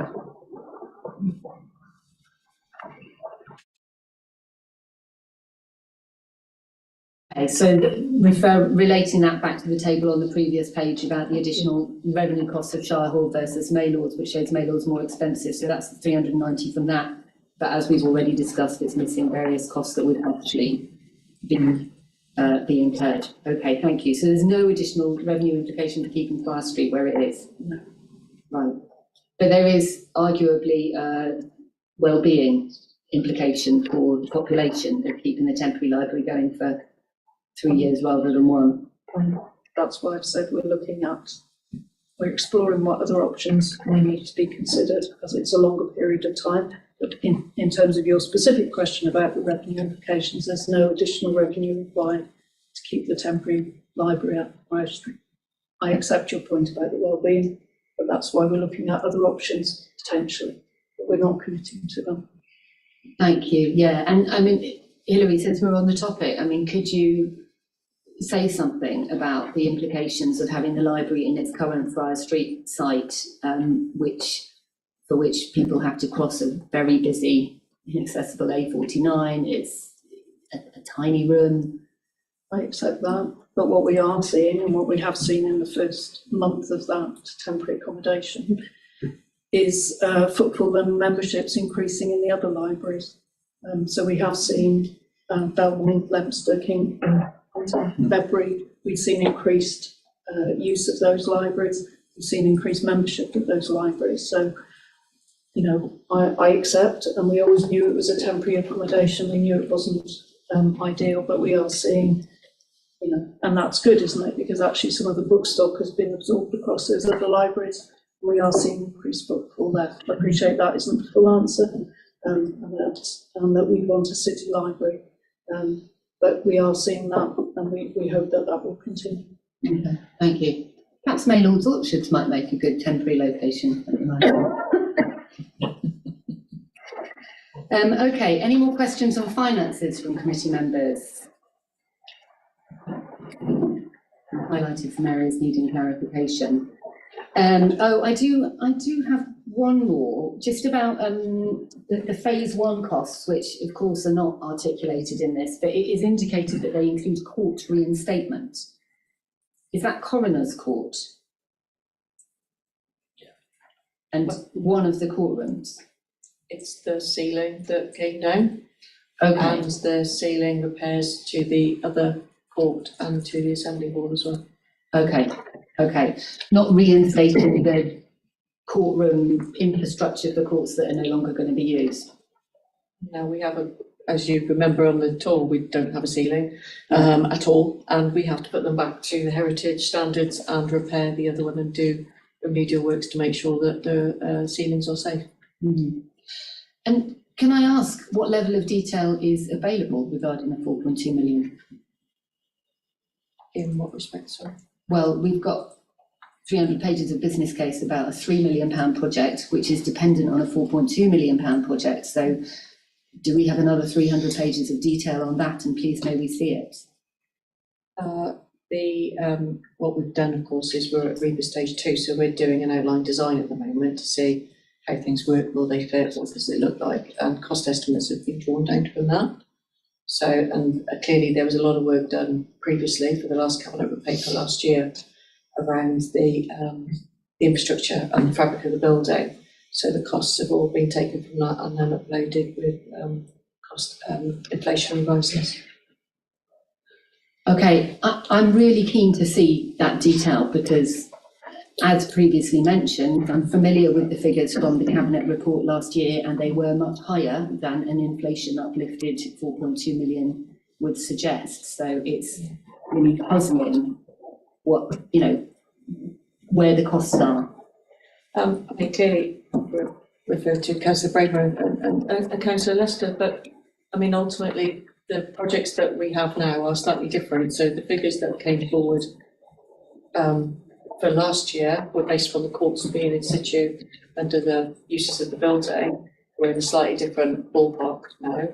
And to enable the library to go in there, those are how we've drawn the figures. But we are at an early stage, and I think if approval is given for the library to go to the Shire Hall, then we will be working up the next stage of design and fine-tuning those costs based upon the actual design requirements going forward. So this is all quite high level at the moment, but I'm sure we could do a paper if councillors were happy to produce one.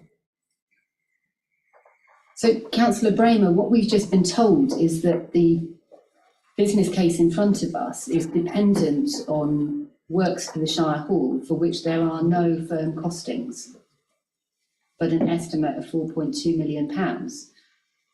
Yeah. Do you really think it's appropriate to make a decision to spend £3 million on a project which will require far more than that in terms of preparatory works, but those works are not yet costed out? The £4.2 million has been assessed based on various aspects, some of which are finalised figures and others are guesstimated figures. The £4.2 million is a close enough figure for me to say that that's what it's likely to cost. It may be 102,000 up or 102,000 down, but those figures to me are adequate for the purpose. For the purpose of all of these figures that we've got here are all, in some respect, estimates of what we think may become. Chair, can I mention that, don't forget that all costs are estimated until we actually get firm number. And we are confident with the figures that have been put to us that they are as good as they can be at this present time. Okay, except are we at REBA stage 2 with the 4.2 million? What stage are we at with the 3 million? REBA stage 2. Okay, so would you say that the estimates of the 4.2 million are as firm as the £3 million estimate? Okay, if that is the case, please may we have the breakdown of the 4.2 million to go alongside the breakdown of the 3 million that we have in this paper.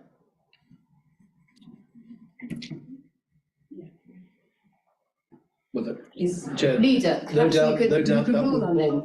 no doubt that will form one of your recommendations. Yeah, it'd be lovely to have a recognition in the room that this is a reasonable request. Well, I mean, as I say, present. Chair, I mean, the purpose of your meeting, not teaching you what the purpose of the scrutiny meeting is, but the scrutiny meeting is to get those recommendations, and I think that's what we've had quite a few requests, and there's a good opportunity to have another recommendation. Indeed. Thank you. Anything more on finances, or shall we move to the commercial case? Who's got a question on the commercial case? Councillor Proctor. Do you see the council running the commercial growth itself? Library? Yes. Well, there are the things that are associated. So there's income generated from various sources in the commercial case. Is that something that you think the council is best suited to deliver? By the time we get there, there may be a different maybe a different flavour of the officers that this council employs at the current stage. Leave it to, I think it was unlikely that it would be run by the current teams, but maybe the officers could give their opinion of that. Councillor, thank you, Councillor. The staffing uplift that we put in does include some additional roles, which will include some of the commercial posts to deliver some of the activities and events. So that has been factored into the cost that we're putting forward, so that we can do those in-house and obviously the centre of space and maker space and various other activities on site. Where we will have to hire in freelancers, obviously we'll do that as part of the business case, but we have uplifted to include those posts.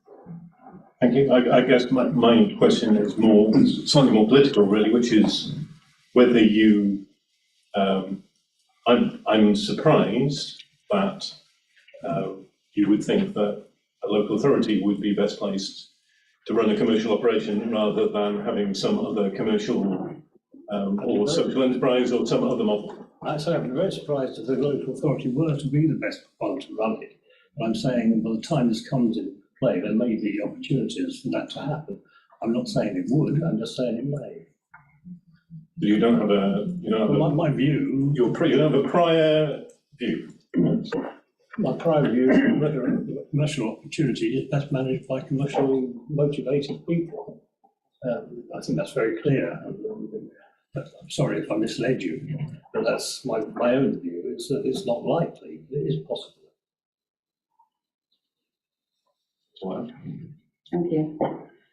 The commercial case assessment in Appendix 1 assumes, page 82, it assumes 80% occupation for commercial rental spaces. How realistic is that assumption? It seems very high. Councillor Bramer? 80% occupation. Well, what are we running at the moment? Let me ask the question of the officer. This is occupation of the rental spaces in the proposed Shire Hall. You don't have a precedent for that? No. When we're operating for phase 1, where it's the undercroft and for the learning centre, etc., for the library, obviously we're talking about probably, depends on what you put into it, but something in the order of all of the 100% of the space. The rest of the spaces, I would say that we would only get involved in restoring and offering tenancy when we knew there were tenants who wanted them. And that's my view. What is yours? I'm not understanding what you're talking about. I'm referring to, so the commercial case talks about things like the maker space and the different models for renting that. Fully operational. But the revenue assumption is based on 80% occupation, yes, which seems a high assumption, particularly from the very start, and I can't see any evidence of kind of a phased introduction. I think because it's a relatively unique area of opportunity and will be much heralded by the time it gets there, I think 80% is not a reasonable thing to herald. Thank you. Yes, Chair. If I could just come in there. We've worked with the independent commercial organisation to look at the feasibility of the spaces, and they've done a bit of kind of benchmarking against others within the region, but also nationally as well. So they are coming with figures that they feel are realistic and putting forward those based on other benchmarks projects across the country within library spaces in particular. So we have done a bit of work in terms of desktop work and looking at some of the commercial opportunities in those locations as well. So their estimate was 80% occupation. Obviously, we need to test that and as we go forward. And yeah, but their estimate is based on a whole bunch of assumptions laid out at the start of their document about the entire place being done up, which we've established is not going to be the case for some years. You know, we obviously looked at the potential of those spaces, and we've done that benchmarking exercise to establish those figures. Therefore, possibly it's not reasonable to include those revenue figures in there, for, at least in the initial few years, when the scope of the space won't be anywhere close to what the commercial case assumptions is based on. They have taken that into account, though, in terms of that kind of gradual build-up as well. So it's something that they have looked at as part of that analysis. Okay, I didn't see phased increases in commercial. They haven't included phase, but as in they've looked at whether they can achieve that in the first year and straight from the out. Interesting, thank you. I refer to my previous question in this when I was talking about events and the figures, which is front and central into the commercial case. Yeah. I really do think we need to go back and look at those because in my personal professional experience, they are extremely unrealistic and certainly don't reflect the current climate for events around the county or the country. If they want me to advise you to speak to somebody, or again, people like the courtyard, it might be worth speaking to them about it and seeing if they can feed in. Any more questions from members on the commercial case? Management case. What questions do we have on the management case? I've several, so stop me. Go for it. The first one is about, this is more of an observation, I guess, the risk score, the risk log between two business cases. In the Maylord orchards, there are red risks, which have the same scores as risks that are in the China Hall case, which are all amber. I assume is just they haven't been coloured red, but it does give the impression when you scan down the risk log that the China Hall is less risky. So, for example, there's a risk in both of them, which is a financial risk, project runs over budget due to incorrect assumptions of feasibility, which in Maylord is scored 7, in China Hall is scored 8, but in Maylord there's a red risk and in China Hall is still under. But like I say, I assume that it's just the risks have not been covered. Can we have an answer on that? Because that's why are risks being presented not in the same way? Why is colour coding across risk assessment matrices not consistent? And apparently designed to minimise the risks in the Shire Hall project. We check that there's not an error there, please. And my other questions, I'm interested in accessibility. So I found the reading of the various plans a bit difficult. So if I need to access the library via a lift, what is my path going to be through the building? Sarah, could you? So there's a couple of lifts throughout the building. The building is on mezzanine levels. So you've got the main, if you come in through the main front with the columns, there is an existing platform lift, but we are replacing that because it's end of life. So you would be able to get up there. Then you've got a lift, an internal lift, like a passenger lift that would go up through all the mezzanine floors. So you can access that. There is a direct entrance from the car park into the lower area as well of the learning space. And we're also putting a disabled toilet into there so that it's easier for people to move around in a buggy stall. And there is a lift that goes down to the toilets at the end as well, which is a stair lift, which we intend to replace with a better platform lift in the future. So the majority of you who require a lift, so for example, parents with small children and buggies, they would have to go around the side of the building, they wouldn't go through the main one. No, they can go up through the main building onto the main corridor up towards the stairs, and then just to the right-hand side of the main staircase up to the assembly hall where the main book lending library will be, there is an existing lift that goes up to all floors. But in order to do that, you have to get the platform lift on the external steps. And I'm a bit confused about what platform lift is, but what I'm imagining is it's basically an open platform that moves up and down.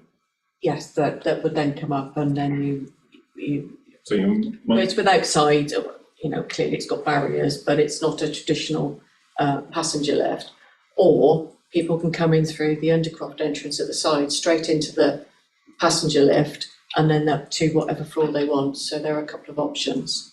And the passenger lift, if it is, so I understand the passenger, and there's no plan to replace the passenger lift, it's the one that's currently there, or No, there's one there, it has been operating perfectly well.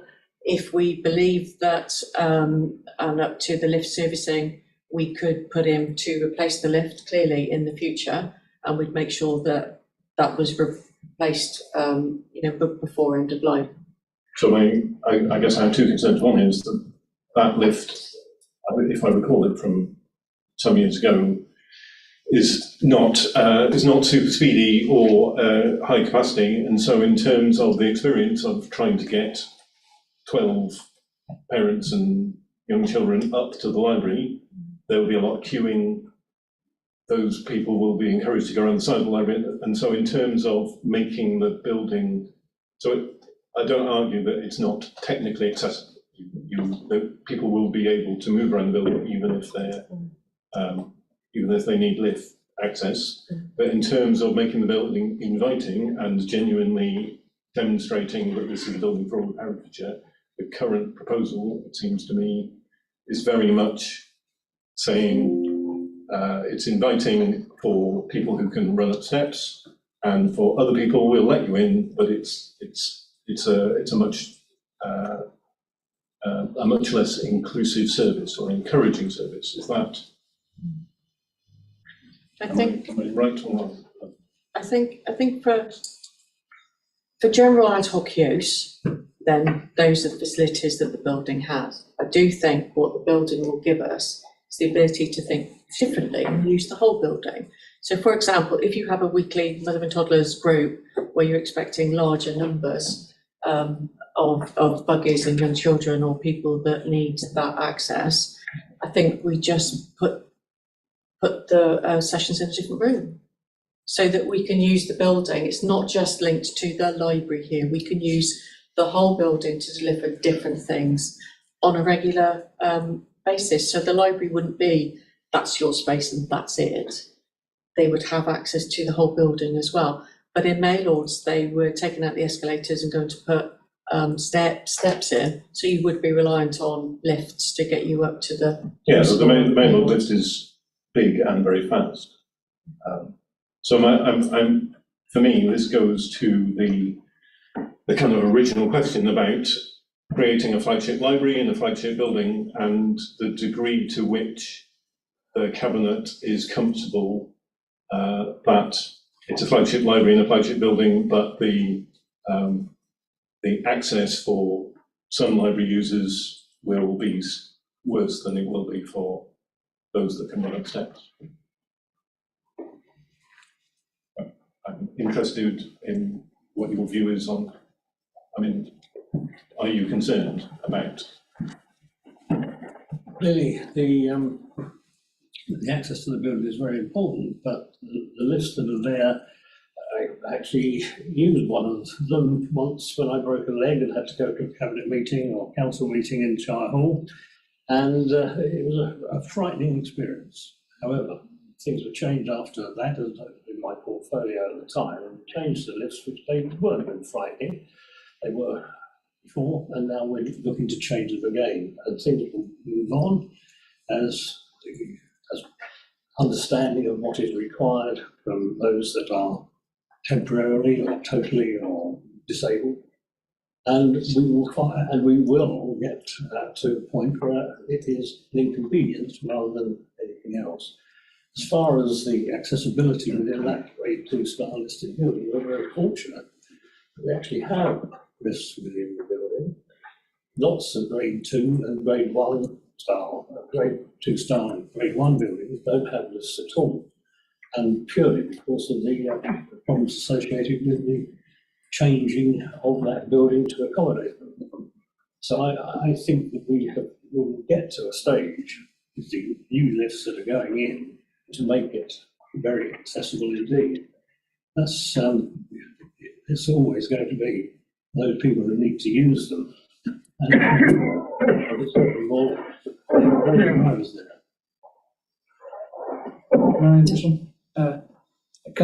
What we can also do is looking at if the lifts are slow and are a problem as part of the project, we can look at upgrading those lifts, increase the speed, and increase the throughput.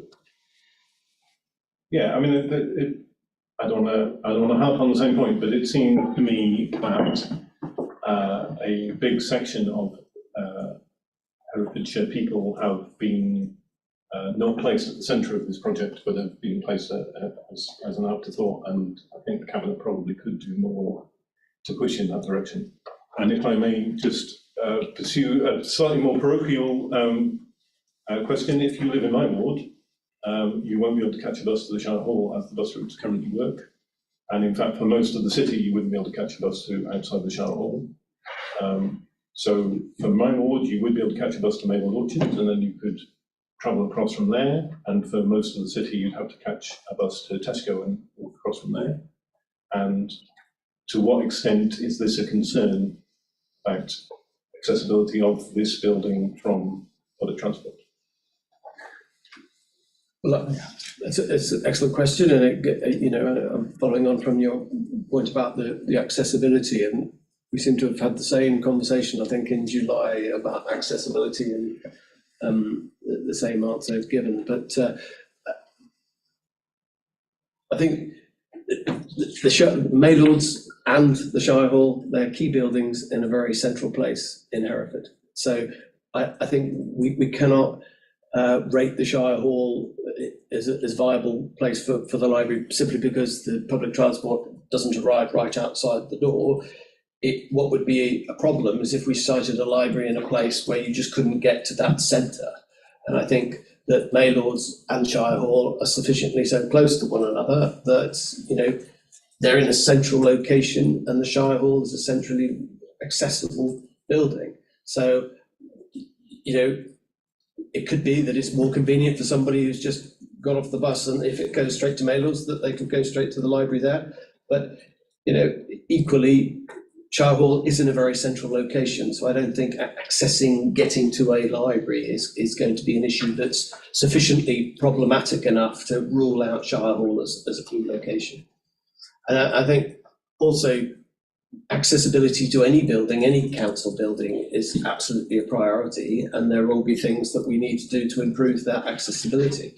But we want all of our buildings to be as accessible as possible, and the Shire Hall has to be one of them. And I see that we can make improvements to make sure that there is that accessibility. But I mean, up until very recently, I was a pram user myself, and accessibility with small children is an issue, but I don't think it's an insurmountable issue in this instance. And then we have the accessibility, and that building will be able to be accessed by those people who want to use it. I'd like to follow up on this point and then raise some other management case points, but I can't see any reference in these 300 pages to pedestrian access kind of from the main pedestrianised part of town to the Shire Hall. And to me, that is a key accessibility issue. You're kind of basically crossing a bus station, essentially. And to me, Shire Hall is significantly further away from the centre of town than Maylords Orchards and doesn't have full pedestrianised access, whereas Maylords does. Why doesn't the business case consider the case of pedestrian access to the site as part of its consideration of accessibility? Councillor Bramer. I think we might be splitting hairs here because, to be honest, just because with respect to Councillor Potter, your constituents can't get to the Shire Hall by bus. For every one of yours that doesn't get to the Shire Hall by bus, there may be one that somebody else's that do. You're bound to have a circumstance that you've either got a building that's got a bus station outside it so that half the population will get there, or you have a bus station that's nowhere near any of your public buildings and people have to walk. It's really a question of your own choice. My choice would be to have a bus station nearby where people can offload and go to the public building, whether it's Maylands Orchard or Shire Hall. I think makes very little difference in that case. Councillor Bramer, Councillor Proctor didn't ask you a question. I asked you a question about pedestrian access, not about bus stops. So the question about pedestrian access, can you just repeat it? Why hasn't it been considered in the business case anywhere? Pedestrian access has been It's not included in the accessibility. in the accessibility section. No, I mean pedestrian access across a road to the site, the road safety implications of that. Perhaps that's missing. Perhaps it is, but to me, it seems that you're always going to have a circumstance which is either direct access or you're going to have some kind of obstruction in the way. And I can't think that crossing, it might well be the best thing to do would be to take the buses away from outside Shire Hall and put them somewhere else. I'm not suggesting it, but it's a possibility if that's a problem that you feel is appropriate.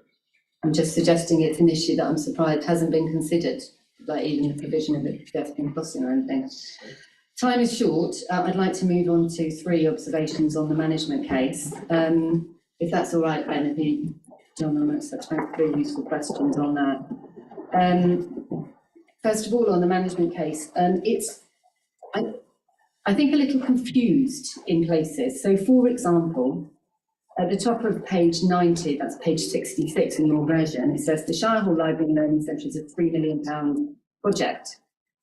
But then it goes on to say at the top of the next page, the project will ensure, etc., various things. The lighting will be modernised to LED, it says, by implication as part of the £3 million project.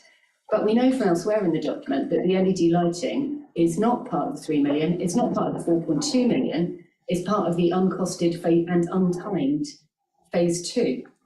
So it appears that this management case has been, and arguably other parts of the document, written in such a way as to make it sound as though lots of lovely things are going to be done that aren't actually included in this project.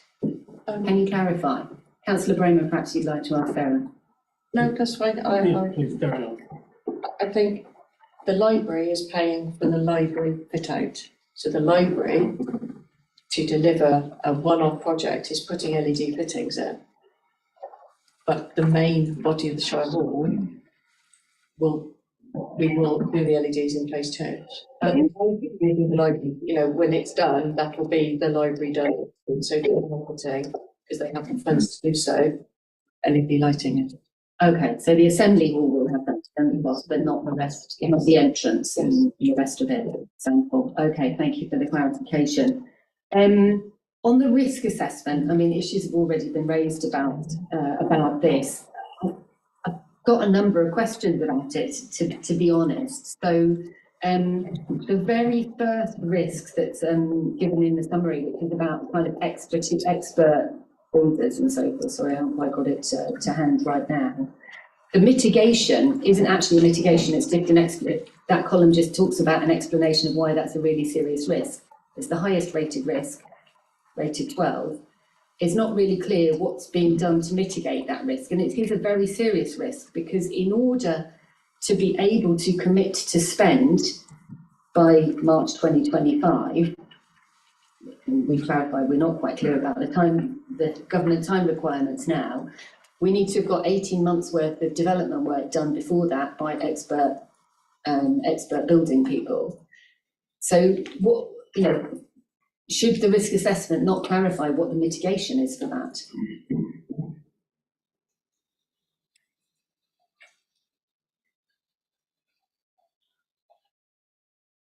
So if your recommendation would be, is there sufficient mitigation measures in that risk assessment? Yeah, so this is page 69. Yep. The very first line, risk number 1. Yep. There is no mitigation actually out in the mitigation column for the highest risk,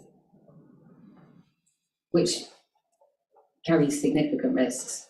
I mean, continuing on down the table, I won't go through them all, but for example,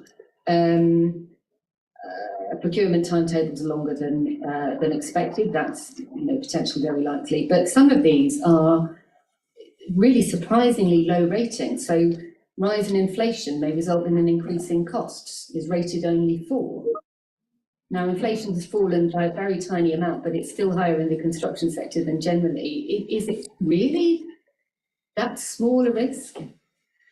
Similarly, rating 4 for this is risk 10, unforeseen works found during fit out. So that's rated 4, which is a really small rating. And yet it says in the explanatory text, there's a high possibility that during the construction phase we'll discover issues which may add cost. So how are these numbers arrived at? There's no key given to the table, which I find unusual. And how are these numbers arrived at? Councillor Bramer. I've taken on board these numbers as being those that have been assessed by those that are that use them all the time. I would have thought a risk procurement taking longer than expected would be at 8 rather than an unforeseen something found during the fit out being at 4. They seem right to me, but I don't have the table to verify it. I'm sure the officers have got it. Can I ask if they have? We are Sue. Hi, sorry. Yeah, so the risks were worked out on through risk workshops between various officers within the council, looking at risks that we had prior at Maylord's Orchards to ensure that there was clarity between the two full business cases, and then mitigations for those risks, such as the one that you mentioned in the first instance, which I can't program, I think, would be around the project management process that the council adopted some time ago. So with the reporting therein, so as in there would be a project board with any issues and risks escalated to delivery board and further to executive programme board. Thank you. So, David. Yeah, so I'm not quite sure whether I should direct this to you or to Councillor Raymer. So looking at the first one that was mentioned, which is risk number 1, the description of the mitigation is not a description of mitigation. All it does is state these are the problems.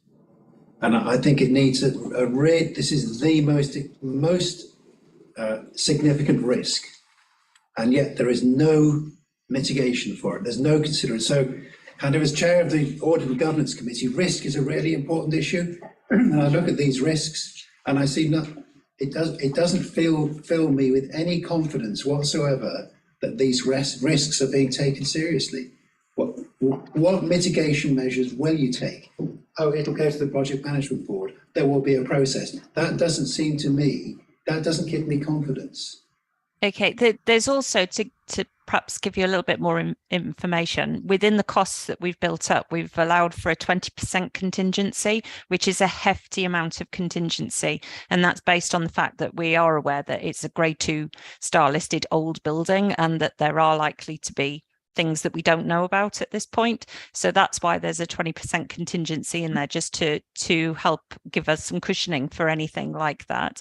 We've also allowed for industry inflation within the cost build-up at a midpoint within the project. So they are industry inflation figures, and that will help to reduce those risk scores. And I'd have more comfort if that was written in here. Okay. It's not Point here taken. At all. And I think the whole thing needs to go through. You need to look at every single one of those descriptions of what mitigation is. Mitigation is, well, we might need some more money. Well, that's not mitigation. Okay. Can I mention to Councillor on page 72, so 2 pages over, there are a number of bullet points which are mitigations, which I assume will cover those points above. Yeah, I mean, that's a bit of a generalised catch-all, isn't it? I think it's still reasonable to request that it's included in the risk matrix. I agree, I'm just making a point. Thank you. I want to raise a point also on that page, but before I do, I'm conscious that we're inching towards 5 p.m. Do we have a formal requirement to stop the meeting at 5?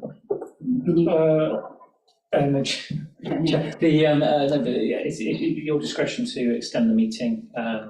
Whatever reason you may need so you can take a resolution, make a resolution to continue on. Okay, I think we're nearly there with the questions, but we'll need 10 or 15 minutes to come up with recommendations. So, members, are you content to extend to 5:15? Yep. 5:15, yeah. Thank you very much. Yes, I do have one quite significant comment, if I may. Yes. Yeah. what I'm now going to ask is that your recommendation D, which is that the Maylord project be cancelled, that you don't have that recommendation. If you go to the Stronger Towns Board following the Cabinet meeting, having cancelled the Maylord project, they have no choice. It'll be no library or Shire Hall. And I just think that is totally unreasonable and actually unacceptable to go to the Stronger Towns Board, which have been working its butt off for years, and you are going to go to it and say, the Maylords, we're taking that off the table, you're not even to consider them.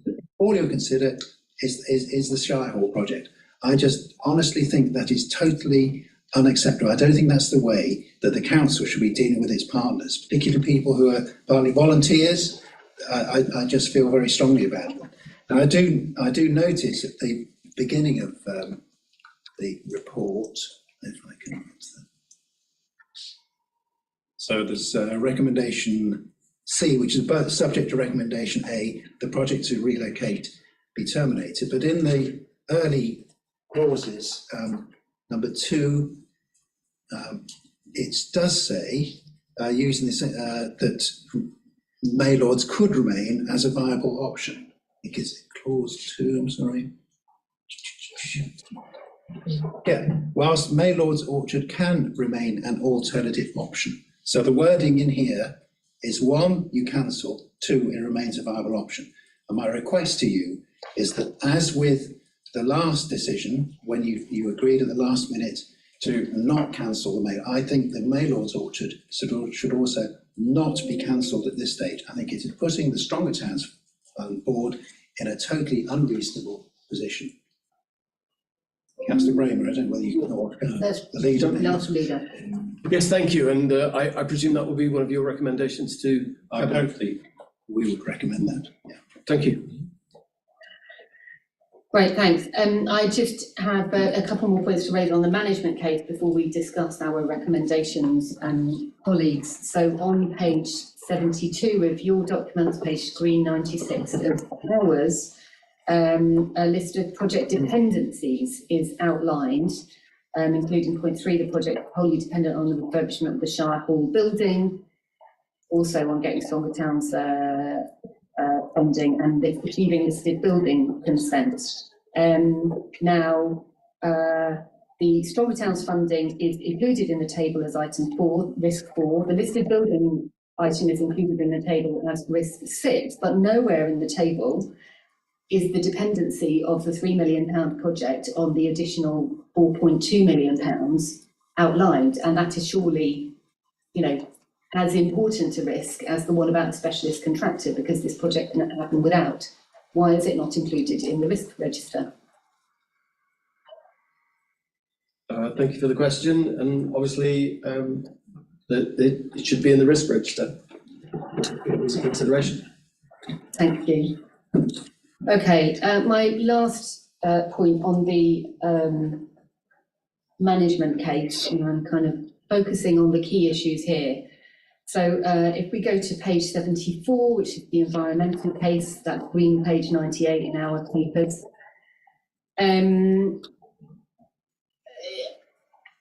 I'm really, sad to see that there is not a higher level of ambition. In fact, as far as I can see, there's no level of ambition within this project for acting on our unanimously agreed commitment to move the council to net zero carbon, which we agreed at full council really not so long ago. While I recognise that when you're dealing with Grade 2 star listed building, there are significant fabric-related constraints, I think it's instructive to contrast this project with the project for refitting the museum building, which is an NFIT level retrofit. And with this project, this page basically says it's too difficult to do any insulation. We might look at solar panels later on. And windows is too difficult as well. They'll probably remain single glazed. And I think we really have a responsibility to not just,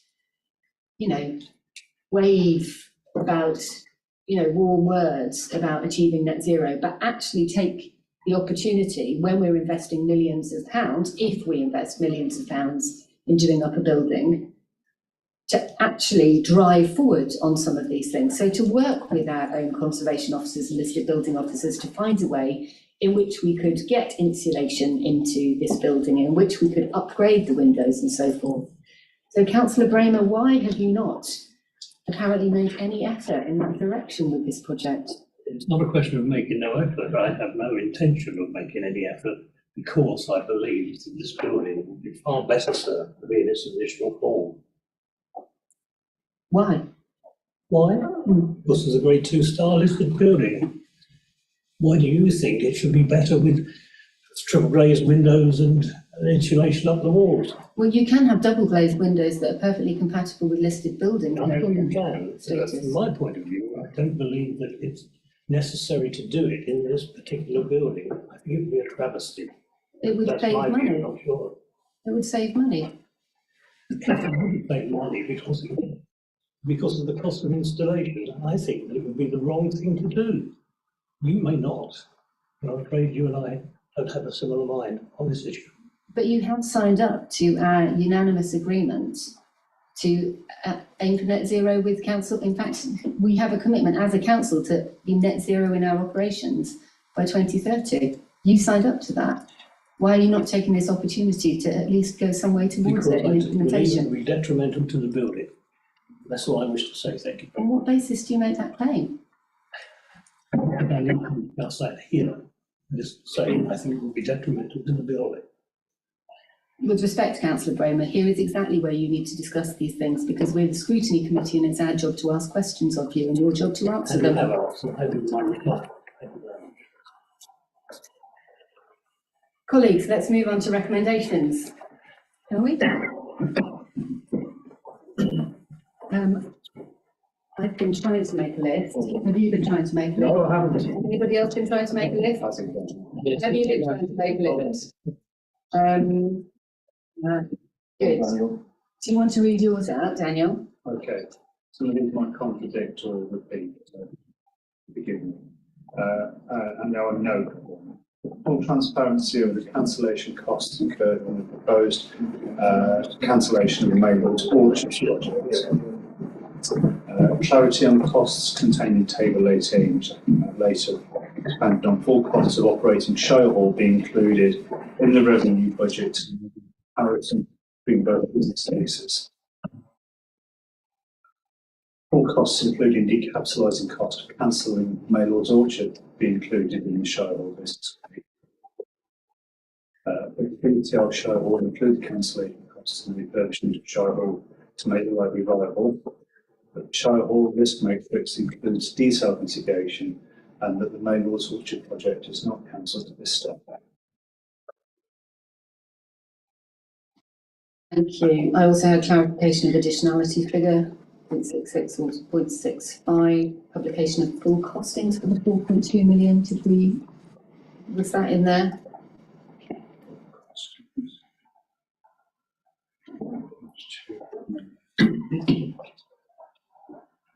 And I think you got the one about inclusion of full cost in an updated DCR calculation. I did, yeah. Yes. So that's cost of cancellation plus 4.2 million. Great.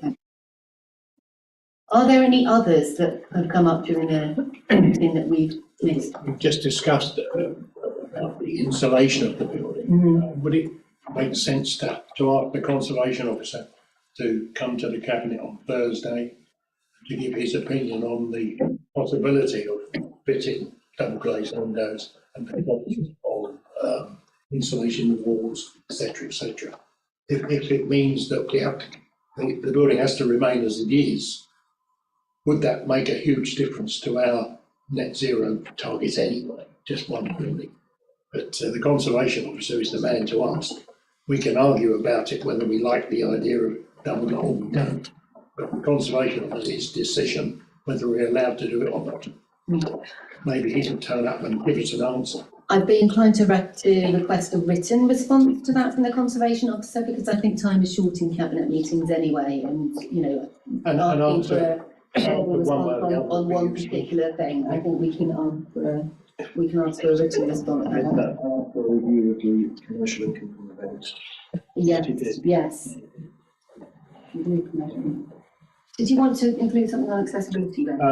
Yes, so I don't know quite how to frame it, but I'd like to encourage the Cabinet to think about how they can widen their view of accessibility to inclusion in whichever site they end up library in.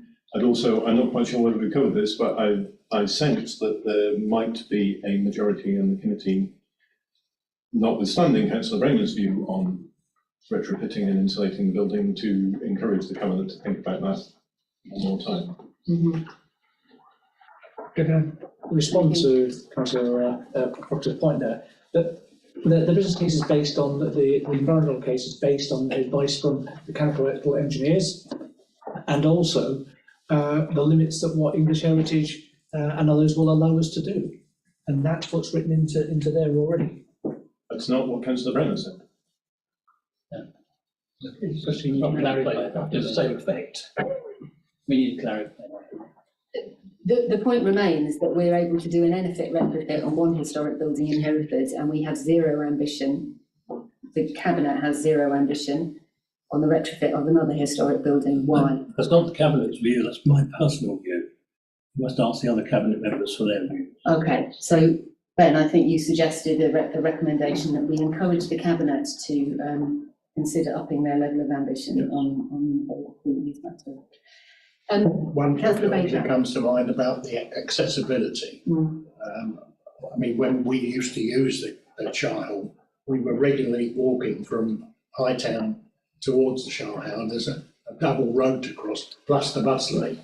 A pedestrian crossing of some description along there would make life an awful lot easier, especially for mums with pushchairs, etc. Old people like me, to get to the place from Hightown across the road there. It makes sense. I completely agree with you, Councillor Baker. This is exactly my point about pedestrian accessibility. Yes, so we can include that. But it's got a cost, of course. Precisely, and the cost needs to be included in the plans, so that like But comparison it could be made added, I think, to part of the accessibility to between the two issues that we face. Are there any other issues on which members would like to make recommendations? Are members happy that we've been through publicly the list of recommendations? I think what we'll do is ask Daniel to. We need to, if I might just point a little bit for mine. You need to agree recommendations in this meeting. It's not just for me to tidy them up and get them. You need to agree the wording. I've got 11 recommendations here. Some of them look a bit similar. They're still in note form. I recommend a short reset for 10 minutes, just so we can expose the public to the sort of, so just trying to work out wordings, the full transparency document when you make your recommendations on the screen when we reconvene the meeting. you not just make them a bit brief. No.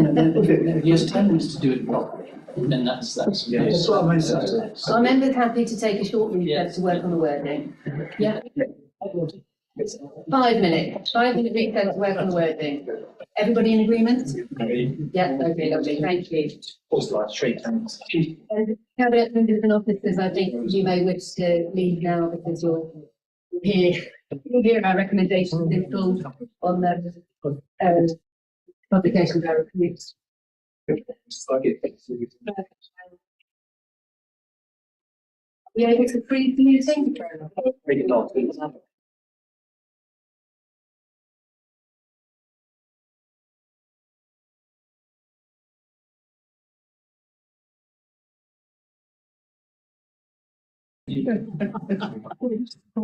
Too excited.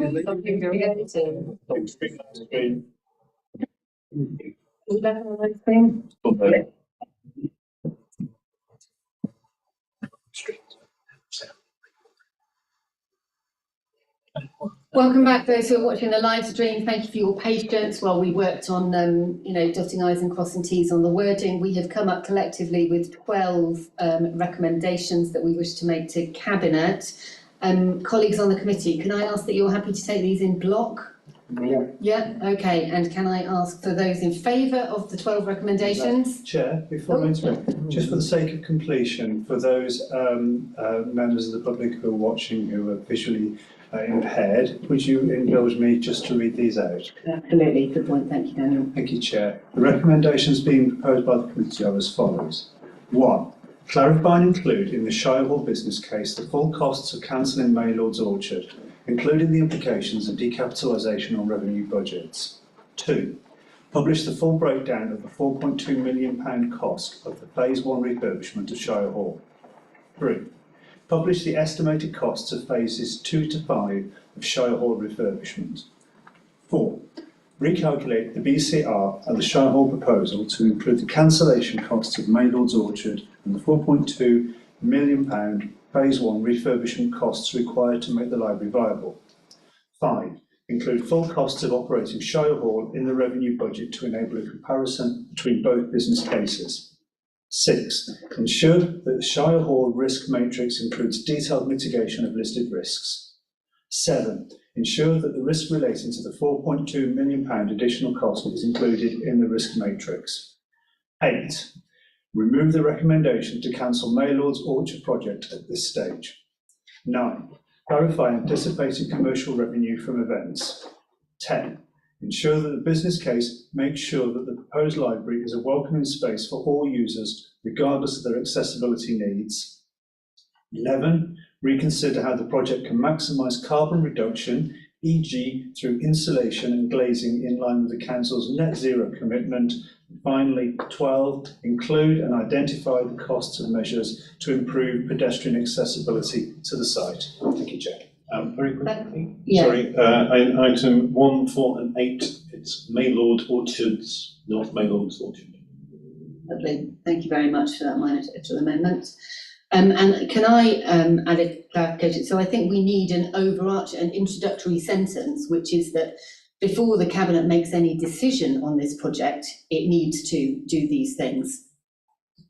Yeah? Can we include? We recommend that before the Cabinet makes the decision, They need to consider them. That's all. these recommendations must be addressed. I'm going to take them on board. They're going to consider them. Well, we request them to do these things. But these are our They have the these are power- our recommendations, but they should consider. I think that's standard operating practice, though. If you table these to the Constitution demands that the Council, the Cabinet responds to them, so it's a tad tautological, if I might say. It's just that the Cabinet is addressing this on Thursday, and we need for it, we need these things to be considered before the Cabinet makes a decision. Yeah, I see. So you want to make a recommendation that the Cabinet respond to these? Before the Cabinet takes a decision on the paper, that they consider the following recommendations. So it's not it's not a numbered one in itself. It's the heading. Okay.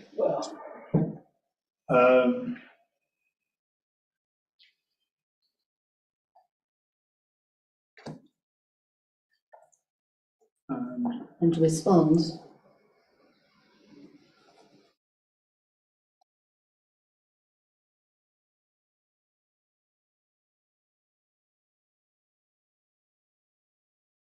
It needs decision. Yeah. That's fine. Fine. Okay. Great. Sorry, item 1, 4 and 8 haven't changed. It's Maylord singular, Orchards plural. My apologies. Great. Wasn't sure which way it I was. think that's minor textual amendment that we can just tidy up afterwards as well. Right. Who would like to? I'll propose these. Anybody want to second? Ed will second. Propose from the chair, and then we don't need a seconder, isn't that right? Okay. All All those in favour of these recommendations, please raise your hand. Agree with the 12 Thank you. So we have unanimous I agree with agreement. the 12 recommendations. Right. Thank you very much, colleagues. So we have two brief further items. Item 8, our work programme, our draft work programme is shown in the agenda on pages 27 to 28 for consideration by the committee. I'm going to assume that you've considered it. Committee, are you happy to pursue that work programme? So in short, our next meeting in November, we'll look at the local transport plan, the cycling and walking infrastructure plan, and the January meeting will look at section 106 contributions. And item 9, date of the next meeting is Wednesday, the 8th of November at 10 a.m. And that is our Given apologies for that. Okay. Hopefully it's only Spain. Very nice. Please send a replacement if you can. Good. Thank you very much, colleagues. I appreciate your patience and participation today. Thank you to those who are online. Thank you to the officers for your support for this meeting, much appreciated. And good night.